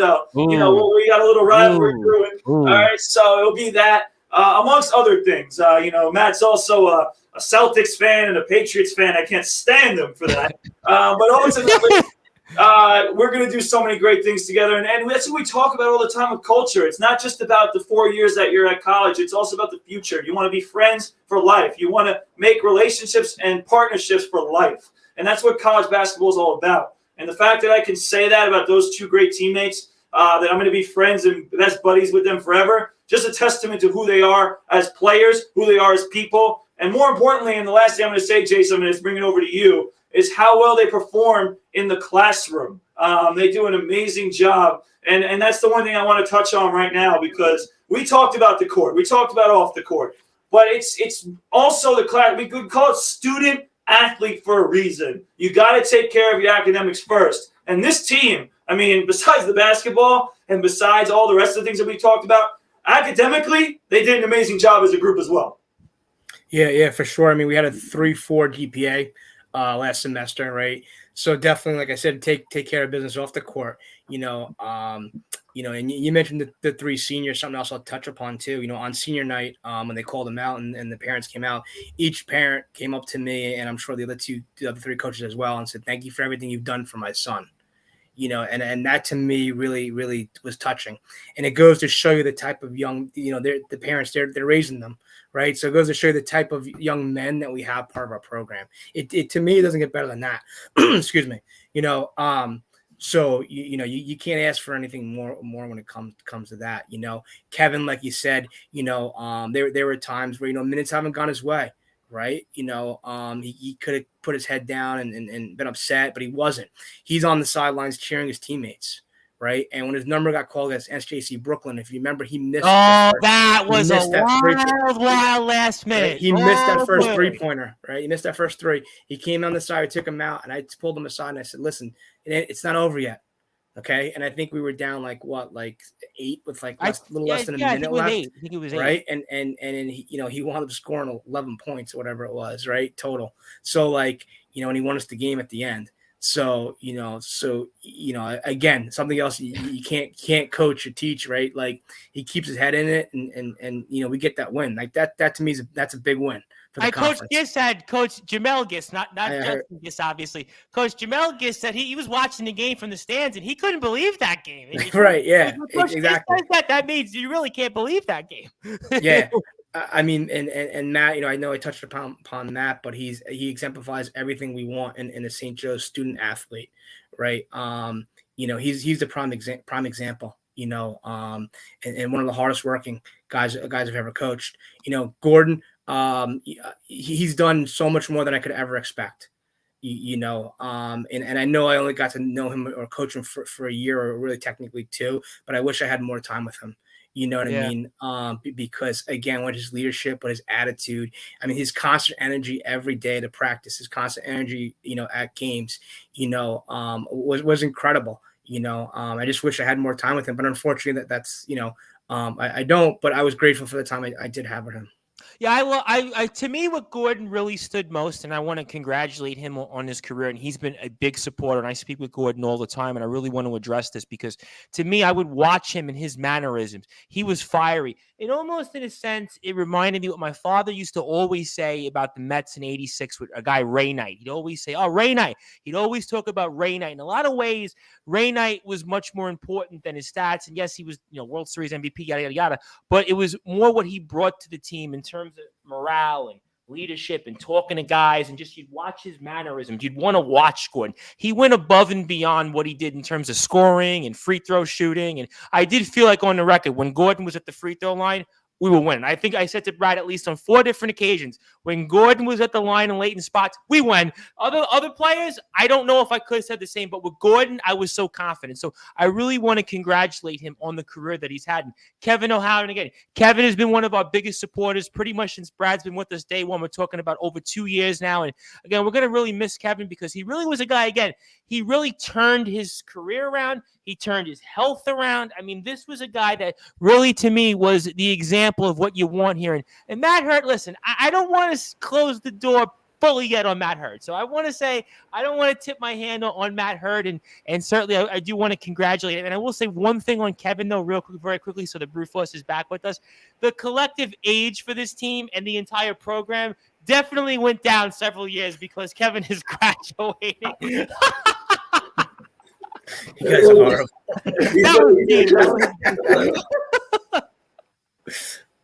Brian, I think you're going to have to jump in because I'm going to have a heart attack from laughing here. Brian, anything you want to say to go? No, seriously, Kev, we love you. We love you at all heart.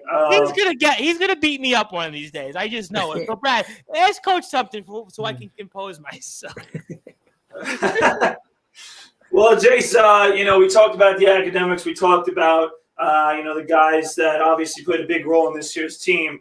But one thing that I always like to mention because they don't get talked about enough are those guys that we mentioned earlier in practice that really don't get the minutes on the floor, but do play extremely hard. And you guys did a great job of having practice players of the week and also some other great things with shooting competitions. But just talk about some of those guys that maybe don't get their names called, whether in the games mentioned enough, that deserve recognition for a great season and a great job they did every day in practice.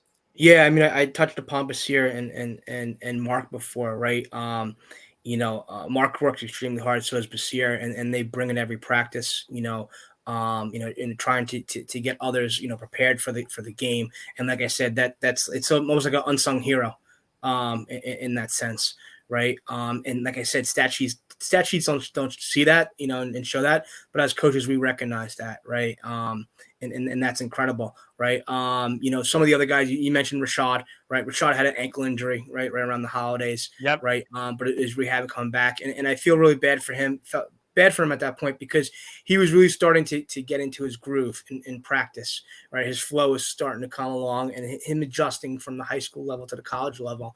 Rashad's gonna be a good ball player. That's what I think. I think the same. He's gonna have a big summer. Something tells me he's gonna have a big summer. And I'm sure you guys probably hear him on the sidelines. Yes. He's right. He's another guy that he literally loses his voice every practice. He's always screaming like, "Yes, sir, that's how I feel after go." watching you guys play every time. I feel like I lose my voice. I heard him that whole game against Old Westbury. Right, and it sounds kind of crazy, but that's huge. That's huge to keep guys engaged, huge to keep guys gelled together, right? And that's a huge help for the coaching staff, huge help for the team, right? Nick Nemekis is another one, right? That brings it up practice, constantly, helping to get the team ready for a game. We talked a little bit about Tom Bell, right? Tom Bell is, played some good minutes. He had a lot of big minutes. I mean, he did minutes, right? I think kept it consistent for us and kept us going in a lot of situations, right? And played strong and played tough during those situations. Absolutely. So I think, like I said before, it's our depth, right? And we have 17 guys that are incredible human beings, on and off the court, and you can't ask for anything more. And everybody's had some flashes of greatness, whether it be in games or whether it be in practices. Like you said, practice player of the weeks, right? Like, Zeron Duncan was practice player of the week, right? Another one, right? You see him bringing all the time, during practice. So, that's what helps us get better as a unit. And like you said before, like, okay, maybe had a little bit, I think when I was on here last, we were 4 and 5. Right. And then we started to get better because, and also too, these guys are getting better as they play more together. Right. And as they compete more and as they make the their teammates, better. Right. And I think that's what's very unique and very special to them. Yeah. I kind of felt when we had you on the second time for the season, it was almost like, all right, we're building. And then it was like all these different guys. I mean, some of these guys, again, so impressive about this team that these are all young players, right? Ryan McNeely came on, and he was arguably, again, I mean, maybe your best player off the bench offensively. I mean, we talk about Tom Bell. Tom Bell, to me, was really important in a lot of big situations defensively, bringing the ball up the court. I mean, Nick Nemekis even got in there a couple different times. He got in there once or twice, I think, in the second half. He got in there. I mean, he played some minutes. I mean, these guys were important. I mean, that's why, again, this team was so deep. I mean, this team's going to be scary to play. I mean, it's got to bring me then to going into next season. And we'll definitely have you back on, I'm sure, in the coming weeks and months because there's no NBA. I'll be the fifth time, right? We're going to bring you fifth, sixth, seventh at this point because, I mean, listen, I mean, we don't want to bring Coach Highland back a fifth and sixth time. We don't want to bring back Wade and Coach Griffin back. I mean, because Coach Griff was obviously watching this as well. I got to give a shout out to him and even the Gist brothers. I think Justin's supposed to come on at some point, so I'm almost afraid to ask Justin about you guys, but I guess stay tuned. I mean, Jamel's advice for me was to maybe talk about it. I think he was saying in a nice way off the air, reconsider your options on speaking about the game at Brooklyn. But we'll stay tuned for that. But in terms of going into the season, now that we've built the team, I would have to think here we're returning almost everybody for sure except Gordon and Kevin. Stay tuned on Matt. But the fact that we're bringing everybody back, expectations here, we can confidently say is we can now win this Skyline Conference, especially now with Yeshiva going to lose a lot of that team and some other teams are going to lose pieces. We're really probably of all the teams that were in the mix is going to return almost the entire team. So I almost feel like going into the offseason, it's now, okay, now before people didn't know us. Now they know us. Now it's almost like we feel like we can do this. I mean, what's the mindset now going into the offseason? Yeah, I think the mindset is obviously we have something there. We have a great foundation, right? And I think we talked about this, maybe the other time I was on, not last time, but time before that, right? We had the foundation where we're building the house, right? And I think we proved that. Now it's taking it a step further, right? And setting some other goals for ourselves, right? Obviously the win the Skyline, right? And improving, on what we did this season. It's all there for sure, right? And I think we that's what we proved this season. That's all there for the taking. It's in our destiny. It's in our control, rather, right? Our destiny is in our hands and our control, right? So if we want to take a next step, it's upon us, right? If we want to take a next step, we have to work out now. We have to put everything together, right? We can't get complacent. We have to put our foot on the pedal and go. So I will say this though: when we win the Skyline, can we make a bet? If we win the Skyline, I was prepared for this. So go ahead. Coach. We win the Skyline. We're gonna bring you to Salad Barber. I'll get you a haircut. No, yeah, we had a better idea. No, we had a better idea than that. So forget the barber because I'm not going to agree to those terms. But the guys are like this one. The guy, because I actually get stopped in the street for the mutton chop, so I'm afraid to lose the mutton chop. So, but I got a better bet for the guy. So here's the bet, and the Brew Force can join on this one. So I'm going to go on the record of this as the host of the Sports Report, the station manager here at Sportswire Radio, the Reverend Tom Bryce. If we win the Skyline Conference next season, I will buy the entire team. Take me somewhere where I can eat, hopefully a burger somewhere, wherever it might be. I will buy the entire team a dinner. Meal, you name it. I will buy the entire team. The Brew Force can join it because he played at SJC. And if our seniors are listening to this, if it's Gordon or Kevin, we'll throw them in here if they desire. So I'm going to go on the record. You've heard it here first. I'll put the clip out there. If we win the Skyline Conference, I will buy the entire staff dinner. As long as it's within regulations, NCAA regulations. What would be? I'm saying buying the team meal. Okay, well, we can figure that out. We can talk about that off the air, but we don't even have to post that. But we'll make that wager here. So listen, it doesn't even have to come from my name because Lord knows that I'll be able to afford it. I'm sure. But at this point, that's on the record. So guys, if you didn't have motivation to win the Skyline Conference next season, now you've got motivation because we all know that student athletes to get a free meal or to get a meal in general, let me rephrase it, a meal instead of free meal, it's hard to come across. So that's my support as a booster to the SJC Long Island Golden Eagles men's basketball team. So I don't know how we follow that up, but that's my bet. So I think that Yeah, Brad, you want to follow that up? You want to say something? It looks like you want to speak.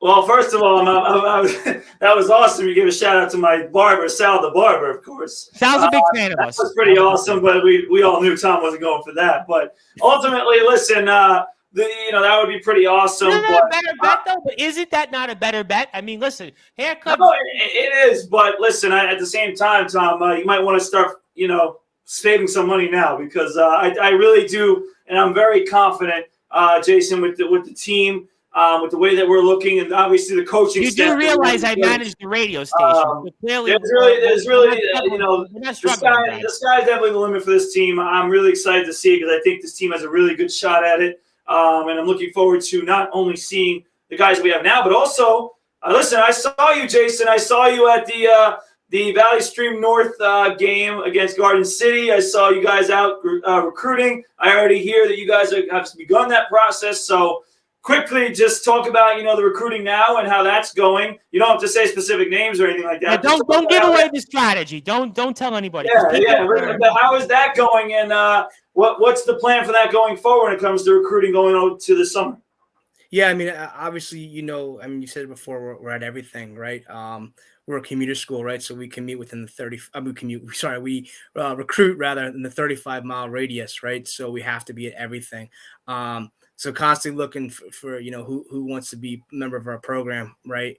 In terms of basketball ability, but also in terms of grades, in terms of off the court, right? And what we define as a St. Joe's student athlete. So yeah, constantly looking. Obviously, high school season is still going on with playoffs.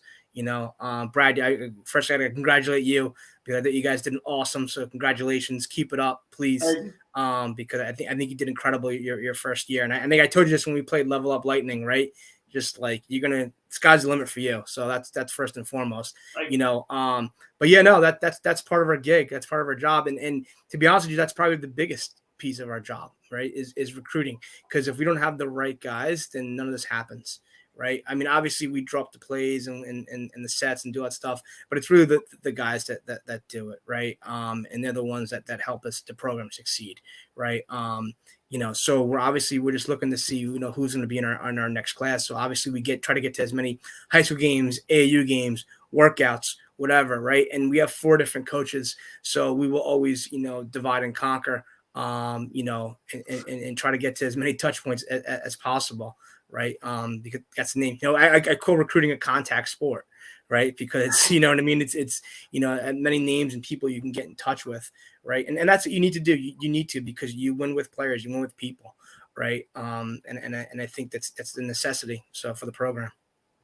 Looking forward to that. And before we get closing thoughts here, I will say, speaking of games and contact sports, can you please beat York next season? Can you please beat the York Cardinals next season? Because we know that Coach Giss is going to be listening to this, and he was certainly, even though he wasn't there at the game, he was certainly very happy that obviously York beat SJC. So can we please beat York next season? I mean, so I don't have to hear it from them. And can we also make sure to beat John Jay? Because the John Jay guys, it's always a little sweeter because we speak to those guys all the time. So whatever we do, yes, we know we have the bet out there. We'll take care of it. I'm looking forward to having meals with the team. I'm looking forward to all that. But can we at least beat York and John Jay next season? I know they're on the schedule. Yeah, I mean, York told me that York is going to be on the schedule. He told me that. Yeah. I mean, York is a great program, right? With Coach Adams there as well. Tommy right? Guerin also. Yeah, I knew Karan before. And he's. I think I listened to the interview. I think Coach Giss lived, nailed it right in the head. There was something that went in his eyes, and his look. I gotta be honest with you. From the first game, game he played you guys, and I said it with the interview. I'm like, how do we guard this guy? I said it to Brad. How do we guard this guy? I mean, the guy was unstoppable. Yeah, and I knew him from when he was at BMCC and then UDC, right? And I think he scored like 800 points in a season at BMCC or something, he was the right? Conference Player of the Year, the all-time. Yeah. So I mean, he's just an incredible ball. Once he gets going, he's very difficult to stop, and he's a great kid off the court too. Yep. So they're and their depth. I mean, between him, Devon, and Hartley. And Mambe Carisi, he didn't come until later. Had a hard time with him. This guy was averaging 15 and 10. Yeah, Mommy didn't come until the second half. Yep. But it's almost like a three-headed monster. But That's what I they're said. That's exactly what I yeah, said. they're a very good team, very well coached team. That program is definitely taking some leaps and bounds. I think they're awesome. I think they were competitive with Lehman and Baruch. Very past similar season. to you guys in the second half of the season. Like all of a sudden, they just got red hot. It was like, Yeah. they took them a while, but all of a sudden that second half, I mean, Baruch and Lee, they beat Lehman. Baruch, they lose to him, I think, by 4 total points in the 2 games. They swept John Jay. I mean, they were a good team. I mean, they came on almost like, just like with you guys, almost a little too late in terms of winning the conference, but they were right there. But we are going to lose Quran, at least. Thankfully, Definitely we lose Quran. competitive, yeah. We don't have to play Quran next season. Yeah, thank God. Yeah, right. Yeah, thank God. And then obviously John Jay. Obviously, you know what happened with that game, right? Yep. I listened to your interview with Coach Highland too. But yeah, no, I mean, love those guys. A lot of the guys are my friends, like Coach Griffin. Talk to him. We love Coach Griff. Coach Griff is the man, by the way. He's definitely the man. Yeah, and Wade and those guys. So love those guys. It's always fun and competitive to play against those guys, whether it was when I was at City College or now at St. Joe's. So yeah, no, I mean, Coach Highland runs a great program there.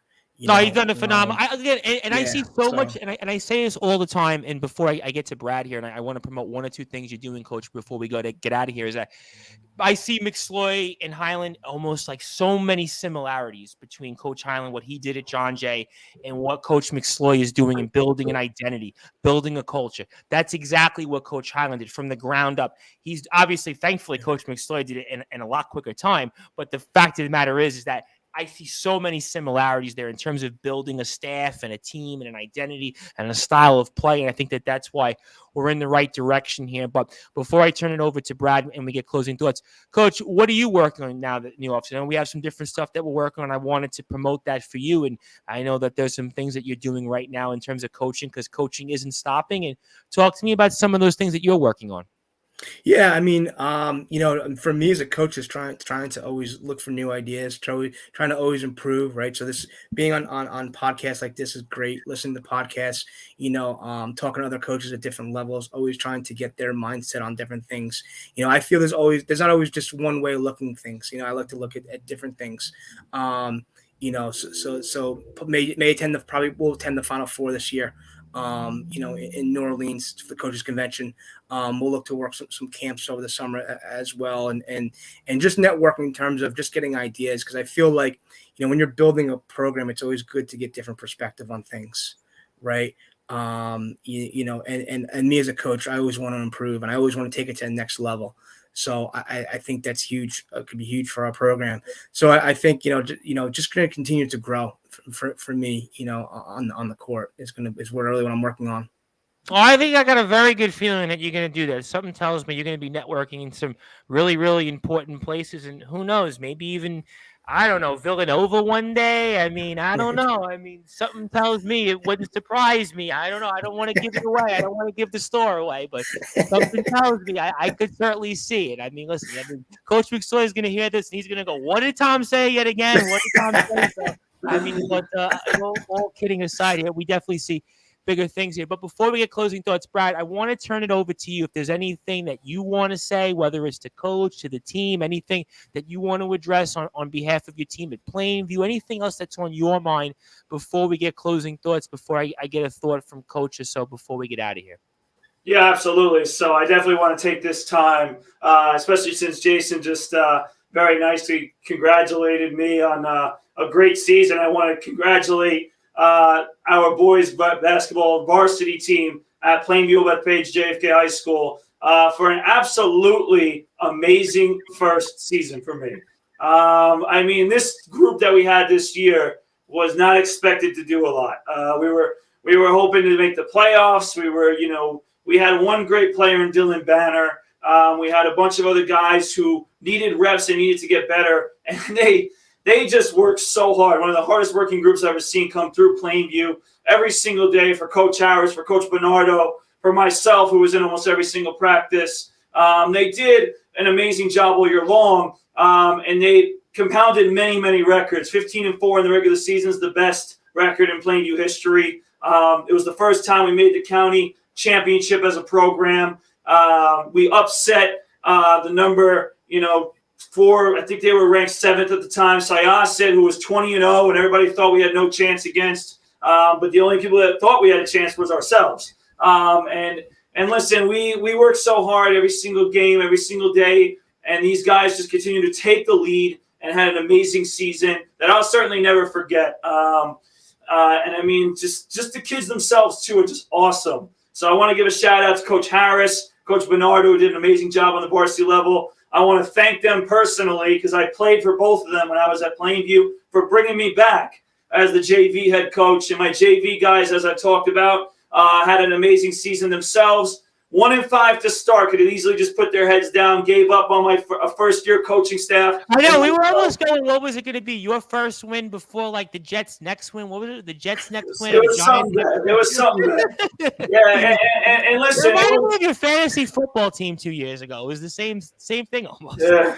It was a tough start, Jace, but, myself, Coach LeRae, who was the first-year head coach, assistant coach as well, we had to really dig deep and really prepare these guys as hard as we could. And like I said, I learned a lot from Coach McSloy. I took in a lot, and it didn't go well at first, but then we hit a stride, and these guys won 11 of 13 to finish the season and finish 12-7, which made me extremely proud. One of the best years coaching I've ever had. And I'm looking forward to many more years of great success at Plainview. And I'm also hoping that some of our Plainview JFK Hawks become SJC Golden Eagles in the future, just like myself, Nick Nemekis, and others, like I said, that will become SJC Golden Eagles. I work with that every day to help guys continue to get better because I got a few players, Jason, that ask me, Coach, what is it? How does it feel to be a Division III basketball player? Like, what did it take to become a Division III college basketball player? And it's cool to be their mentor from a kid that was in that school at a young age, wondering how I could get there to now being their mentor. So it means a lot. It means the world. It makes coaching so much fun. And again, I cannot congratulate enough one of the best teams in Plainview JFK high school history. This season's 2022 runner-up. But Baldwin's a great school. It was a tough game, but certainly our guys competed till the very end. They could have easily gave up after Baldwin went up 18. We cut it to 8, and ultimately we just lost. But those guys are, like I said, the best group, and I'm so proud of them, and I was so honored to be one of the assistants. And, Jason, my nickname on the team for coaching, the coaches call me the FBI because I was one of the lead scouts. Yeah, you do look like maybe an FBI agent. Yeah, you do. No one knew it because, listen, I was a first-year coach. Some guys knew me from my playing days, but not a lot of coaches knew me. So, when I was going to scout other teams or watching film, I was, studying, and I had sheets of scouts, on other teams, and it worked for the team. We really did a lot of success with it. And, again, another thing that I learned from just watching Coach McSloy and watching other great coaches. So it helped me a lot, and again, it was just awesome to be a part of it and feel like I was a part of a team that was one of the best in school history. Last question. I got last question before I get to one more thing from Coach. Coach, I have to bring this up. I'm going to get in so much trouble for it, but Brad and I sort of mentioned this Friday. We didn't post the clip, so he didn't hear it, but I have to ask. So a little birdie had talked about Matt Hurt and sort of cereal eating. I mean, I don't want to give it away who mentioned it. I know that somebody had spoke about it. And have you heard anything maybe or anything peculiar about Matt Hurt and his cereal eating by any chance? No, I honestly have no idea what you're talking about. I told you, Jason, with a note. Yeah, I have no idea. This is I'm sure my phone will be ringing after this, but no, I literally have no idea. Okay, I just had heard this. A birdie had mentioned something about it, and we just wanted to ask just to get clarification. So clearly, somebody had given maybe some false information. Now I'm intrigued to know. Well, I gotta say it now, And Matt can kill me all he wants and rip me apart, but I mess with him all the time. He could go right back at me with anything. So, Jason. So one thing with Matt is. Listen, when you have cereal and milk, right, you normally put the cereal in first, right? And then you pour the milk in to have the certain correct amount of milk, right, for the cereal. For some reason, Matt Hurd decides to put the milk in first and then the cereal second. So it was kind of it was a story on that team year that Matt told us in the training room. And I'm like, Matt, are you serious? And he had a few other things that I could go on about that. But, but it was a story in which he told the guys. We all knew it. The only thing I'll say is, like I said before, right? There's not only one way to look at things, right? There's multiple ways to look at things. It's true. So I'm sure he has his reasoning. Oh, he has his reasoning, that's for sure. But props to him for sticking by it. He's stuck by it. But in the end, it's just me messing with Matt. I love him, and he takes it so well. It's so much fun messing with him. That's awesome. No, I mean, like, that's like, again, to my point earlier about guys being so close, the fact that you can, like, in all seriousness, that you can joke around with him, right? And you guys were teammates, you know what I mean? That just shows the togetherness of the program, right? And it obviously, Brad, as you know, like when the guys graduate, right? That's not like they're, like for instance, when Gordon graduates, right? I'm hoping he comes back to every game and watches them, right? And I know he will. They're still part of the program, and you guys will forever be part of the program, right? And we've tried to do that. We have actually engaged more alumni, like you talked about, Chris. I'm sure I've noticed it from guys in the last year. Yeah, like Stu. I speak to Stu. Yep. I speak to Steve Drury a lot, who's in the Hall of Fame. Absolutely. So it's all Matt part Weeks of it. is always around as well. Matt Weeks, right? Exactly. You know what I mean? So it's. You guys put the footprints ahead for the guys, right? Villanova has a saying. It's like, we play for those that came before us, right? So, you guys helped build it, and we're trying to continue it and trying to get back to the winning ways that you guys had, the alumni had. So it's definitely huge that we always are with alumni, and I'm glad that you guys, all kidding aside, that you guys can joke around like that. Like, I think that's incredible. So I think one day we have to get Matt on to address this whenever he's ready at some point. Because I think I find this much more fascinating than maybe some of his moments on the court. But I mean, listen, stay tuned for that. I don't want to get in any further trouble because I have a feeling that I'm going to hear something about this. But before we get closing thoughts, Coach, I want to give you this opportunity. Is anything that you want to say to the team, to your fellow members of the staff, to boosters, alumni, anything that you want to say in particular to anyone that supported the team, the players, the staff, the program, anybody else? The floor is yours. Yeah, no, definitely. I mean, I can't thank the St. Joe's community enough just for the embracement when I came on board 2 years ago, right?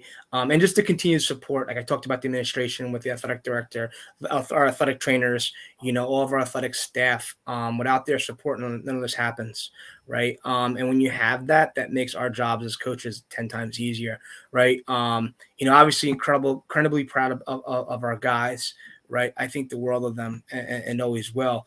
But obviously more work to be done. Like I said, right. We're not done. We're not done. And we're not even close. So, we have to win that championship. And we're going to do whatever it takes to get it done. And I have every confidence in the world the guys will do that, and they'll do what they need to do in the off season, but at the same time, we have a great group of young men who are great student athletes, role models for the community. Right. And again, there's nothing more I could ask. I get to drive when I go to campus. I was at campus earlier today. I take a 20-minute drive down Sunrise Highway to get there. And I get to go and coach one of the greatest games in the world, with the greatest group of people in the world. So like, what more can you ask for? Right. But we got to continue to build, and we got to keep continuing to go after it. So. Absolutely. I have a very good feeling about that. And of course, you can follow the Golden Eagles men's basketball team anytime on Twitter at SJC_MBB, Instagram SJCMBB, because again, the golden era is now fully in effect. So if you don't fly with us now, you're going to regret it. The train's already left the station, so you better fly with the boys. And we're looking forward to dinner with the team after we win the Skyline Conference. That's all I'm going to say further on that. But the Brute Force, I want to give you closing thoughts. I want to give you the floor. Anything that you want to share, anything that you want to plug, and obviously love talking about the team. We have to talk more about the team throughout the season because, and I said this to Coach Gist, and I'll say this to Coach Gaudioso, I don't know what I'm going to do with myself for the next 7 months until basketball starts again. I don't know what I'm going to do Wednesday nights at 5:30 when we would play. You and me both. I do Saturday afternoon. I don't know. I mean, I could have a game. But I mean, I'm looking forward to some basketball. I mean, I'm gonna miss this in 7 months. I'm gonna have to go rewatch these games and re-talk about them. I mean, I'm like legitimately a little sad right now. I mean, so I don't know what I'm going to do for these next 7 months. So it's going to be a long 7 months. So we are going to have to continue to talk about the team and maybe bring it back a 5th, 6th, 7th, 8th, 9th, 10th time because I need to talk basketball. And we might have to bring back Coach Gist and Coach Pacino for us of Five Towns and certainly the John Jay guys. I mean, because I need to talk basketball. But the Brew Force, I want to give you the floor. Once again, closing thoughts, anything you want to share, anything you want to plug. And I can't thank you enough and always love speaking SJC with you. And I love that you finally got the video right and put SJC and the NCAA logo right next to it. So fire away and the floor is yours. Yeah, Tom, thank you. And thank you, Coach Gaudioso, for coming on tonight. Obviously, an amazing season. And I'm so proud of the entire team and the entire group. And, just like you guys said, I mean, I'm going to miss watching this team and also coaching my own team. And if it makes you guys feel better, I have to wait 8 months. You guys got 7. We start November 15th. So I got to wait a whole another month for my guys. So I'm definitely listening. I'm super excited to see SJC come back. I know that the guys are going to put in the work in the offseason. And just, the guys who are listening right now, put in that work. You guys deserve another opportunity at that championship. You guys are going to get that championship. Me and Tom and the entire Sports Report team are extremely confident in that. And I can't wait to come back to the Dancy Center next year and support you guys just as I did this year. So congratulations on a great season. But like Coach Gaudioso said, there's much more to come. My social media is going to be at bweiss20 on Instagram, at bradweiss20 on Twitter, and searching Bradley Weiss on Facebook. I'd like to thank the entire team as well for supporting us here on the Sports Report on Sportzwire Radio. It means a lot to us because we come on here, right? We love this team, but the fact that you guys give it back to us, loving the Sports Report, is absolutely awesome. It means a lot to me as an alumni, just somebody who's supporting the program now. And you guys, treat us like family on this show, listening to us, seeing what we have to say, even listening to us after a big win against Yeshiva. You could be doing a lot of other things. Or a big win. Trust me, you could be doing a lot of other things. But ultimately, listening to us, that's pretty awesome to hear. And we thank you guys for your support. We thank everybody who supports the SJC men's basketball program. Trust me, Jason, it's becoming more and more and more. Many people that I'm listening to, people that I talk to, they always ask me where I played or where I went to, and I say proudly SJC Long Island. And people are saying, "Oh yeah, I know that school. I hear about them." So the fact that the Long Island is proud of you guys, everyone's getting to know the school, the program, and that's going to continue with more and more success, which I know Coach McSloy, yourself, Coach Mantesta, and Coach Billy Heenan are going to lead the team to for many more years. So congratulations to the program. Congratulations once again to my POB Hawks and the great seniors that are graduating this year. We're going to miss you guys. But ultimately, the guys stepping up next year, we're excited to see what you guys are going to do next year. And like we said, 7 or 8 months, whatever it is, we can't wait. It can't come any faster. I cannot watch the New York Knicks anymore. I'd rather watch you guys. All right. Sorry, Alec Tabata, because I see you're a Knicks fan too. So I'm sorry we have to suffer and watch these Knicks. But ultimately, I cannot wait for not only March Madness as well coming up, but next year when you guys are going to be in the big stage in the NCAA tournament. I know you will. Absolutely. No question about that. No seriousness before we give it to Coach and get out of here. Really do thank the team because the team has obviously been maybe our biggest supporters. So it's really, really grateful that to have their support and to listen to us as much as they do and like all our stuff and comment and share it. In all seriousness, it means a lot. And we're always grateful and humbled by the support that we've been given by the program. So I do want to take the time and to recognize the entire team and the staff and the program for their support because without their support, it would not be where we are right now. So I do want to make sure I recognize the entire staff. So, Coach, I know you're a busy man. I want to give you the floor. I want to give you some closing thoughts. I obviously cannot thank you enough for all of your support over the years and everything that you've done here for the game of basketball and also for Long Island and for our community. So I turn it over to you, my friend. I can't thank you enough, and the floor is yours. Yeah, awesome. Thank you guys for having me. I appreciate it. Like anytime we get to talk about basketball and SJC, obviously it's I was looking forward to this since we booked it, right? So I know you were messaging me. I was excited about that. Like super excited. Coaches were now. I actually got messaged by a high school basketball coach who I'm friends with on Staten Island, the St. Joseph's by the Sea. Yep. He all of a sudden messaged me out of the blue. He's like, "When am I coming back on?" I'm like, well, when do you want to come back on? I mean, so I'm always floored at people like message me like Jamel. Jamel messaged me out of the blue and says, I want to come back on. I'm thinking, oh, it's Jamel Giss. He's big time now at York. He's got Karan Dublin. He don't want to talk to me.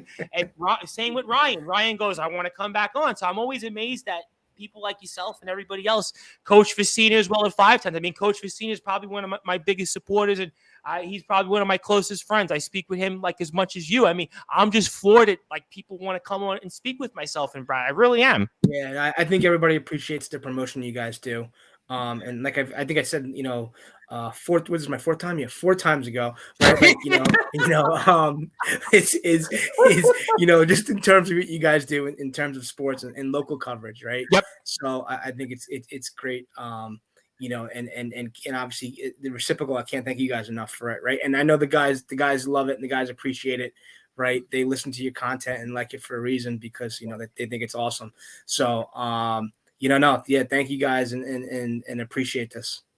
I appreciate that. And again, Coach Gaudioso, please follow him on Instagram at Jason Gaudioso because again, I got a good feeling about Coach. He's on his way to bigger and better things. We'll probably hear him a lot more in the offseason because we need content. We need basketball talk. So I'm looking forward. Jason, I'll say one more thing quickly. All right, jump in. I look forward to either seeing you at Island Garden or All American Burger. One of the two. We're going to see you one of the two. Count me in. Listen, count me in the next couple of months. Now that the weather's getting warmer, count me in. I'll say this: last week, my my little cousin, she surprised me from Florida. She's playing Division I soccer, and next she's graduating, so she's going to go play pro overseas. She surprised me to say goodbye before she left, and I was like, "Oh, is there anything you want to do?" She said, "I want All American hamburger." So I had to get her All American hamburger before she. Well, I'll tell you what. So, what's it now? March 7th. So give me sometime end of April. We'll all meet up there. I mean, I'll be honest with you, I'm a little disappointed. I thought we were going to meet at Duff's tonight. Oh, I'll do Duffy's, especially with the weather being nice. I'm sorry. I'll tell you what, Coach. Listen, if you want to do Duffy's, by all means. The entire team wants to do Duffy's. And I got one more comment, actually, and that is from somebody very close to us. And Jason Vicina, speaking of the devil, Coach Vicina says, obviously, brute force, All-American for the win. So Coach Vicina knows. He knows what he's talking about. Coach Vicina is a very, very good man. He's doing a phenomenal job, of course, over at 5 Towns. And speaking of guys who were so loud when the women's basketball team won last weekend, I mean, Coach Vicina and his players, I mean, they've supported us arguably just as much as you guys. And I don't know how he had a voice left still. So I definitely want to recognize Coach Vicina. So listen, I'll go on the record and say, listen, All-American, Coach Gaudioso, Coach Vicina, the Brute Force, on me. If anybody wants to make it happen, let's make it happen next month at some point. I'll be, by all means, I'll come to Long Island and I'll make it happen. I obviously, now you got me thinking about this All-American burger, so you got me curious about it. So it better be as advertised. It better taste All-American. That's all I'm gonna say. It better taste All-American. Even though I think the hamburger came from Germany originally, so I mean, I guess that's the point of it. But hey, listen, I'm looking forward to it. So we'll definitely make that happen. So I definitely want to thank everybody that's watched and tuned this and some of the clownery and some of the debauchery, to say the least. But we were with the brute force Brad Weiss, the legendary SJC Long Island Golden Eagle, who you can follow again on Instagram at BWeiss20, Twitter, Brad Weiss20, and of course, Jason Gaudioso. And for one more for the road, we're going to do it before we get out of here. That is the head coach. That's the assistant coach for our SJC Long Island Golden Eagles men's basketball team. That's Jason Gaudioso. So we had to do that for Coach because apparently in Coach's family, I believe, was a wrestler. So we had to do at least a wrestling introduction. So I had to do it. If I didn't do it, it's my calling card. Everybody wants it. Coach Giss wanted it. Everybody, Coach Alfaro, when he came on, Coach Vicina. So I had to do it. So that was for Coach Gaudioso. I am the host of the Sports Report and the station manager here of Sportzwire Radio, the Reverend Tom Bryce. I want to thank everybody that has watched and listened to this. If you're on sportnarium.com/player, you'll get some new content here in a little while. I'll just replug it. And then if you're live, we'll be back at some point here during the week. Thank you, everybody, for watching and listening to this. Good night and have a great night. And thank you, everybody, for all of your support. Okay, so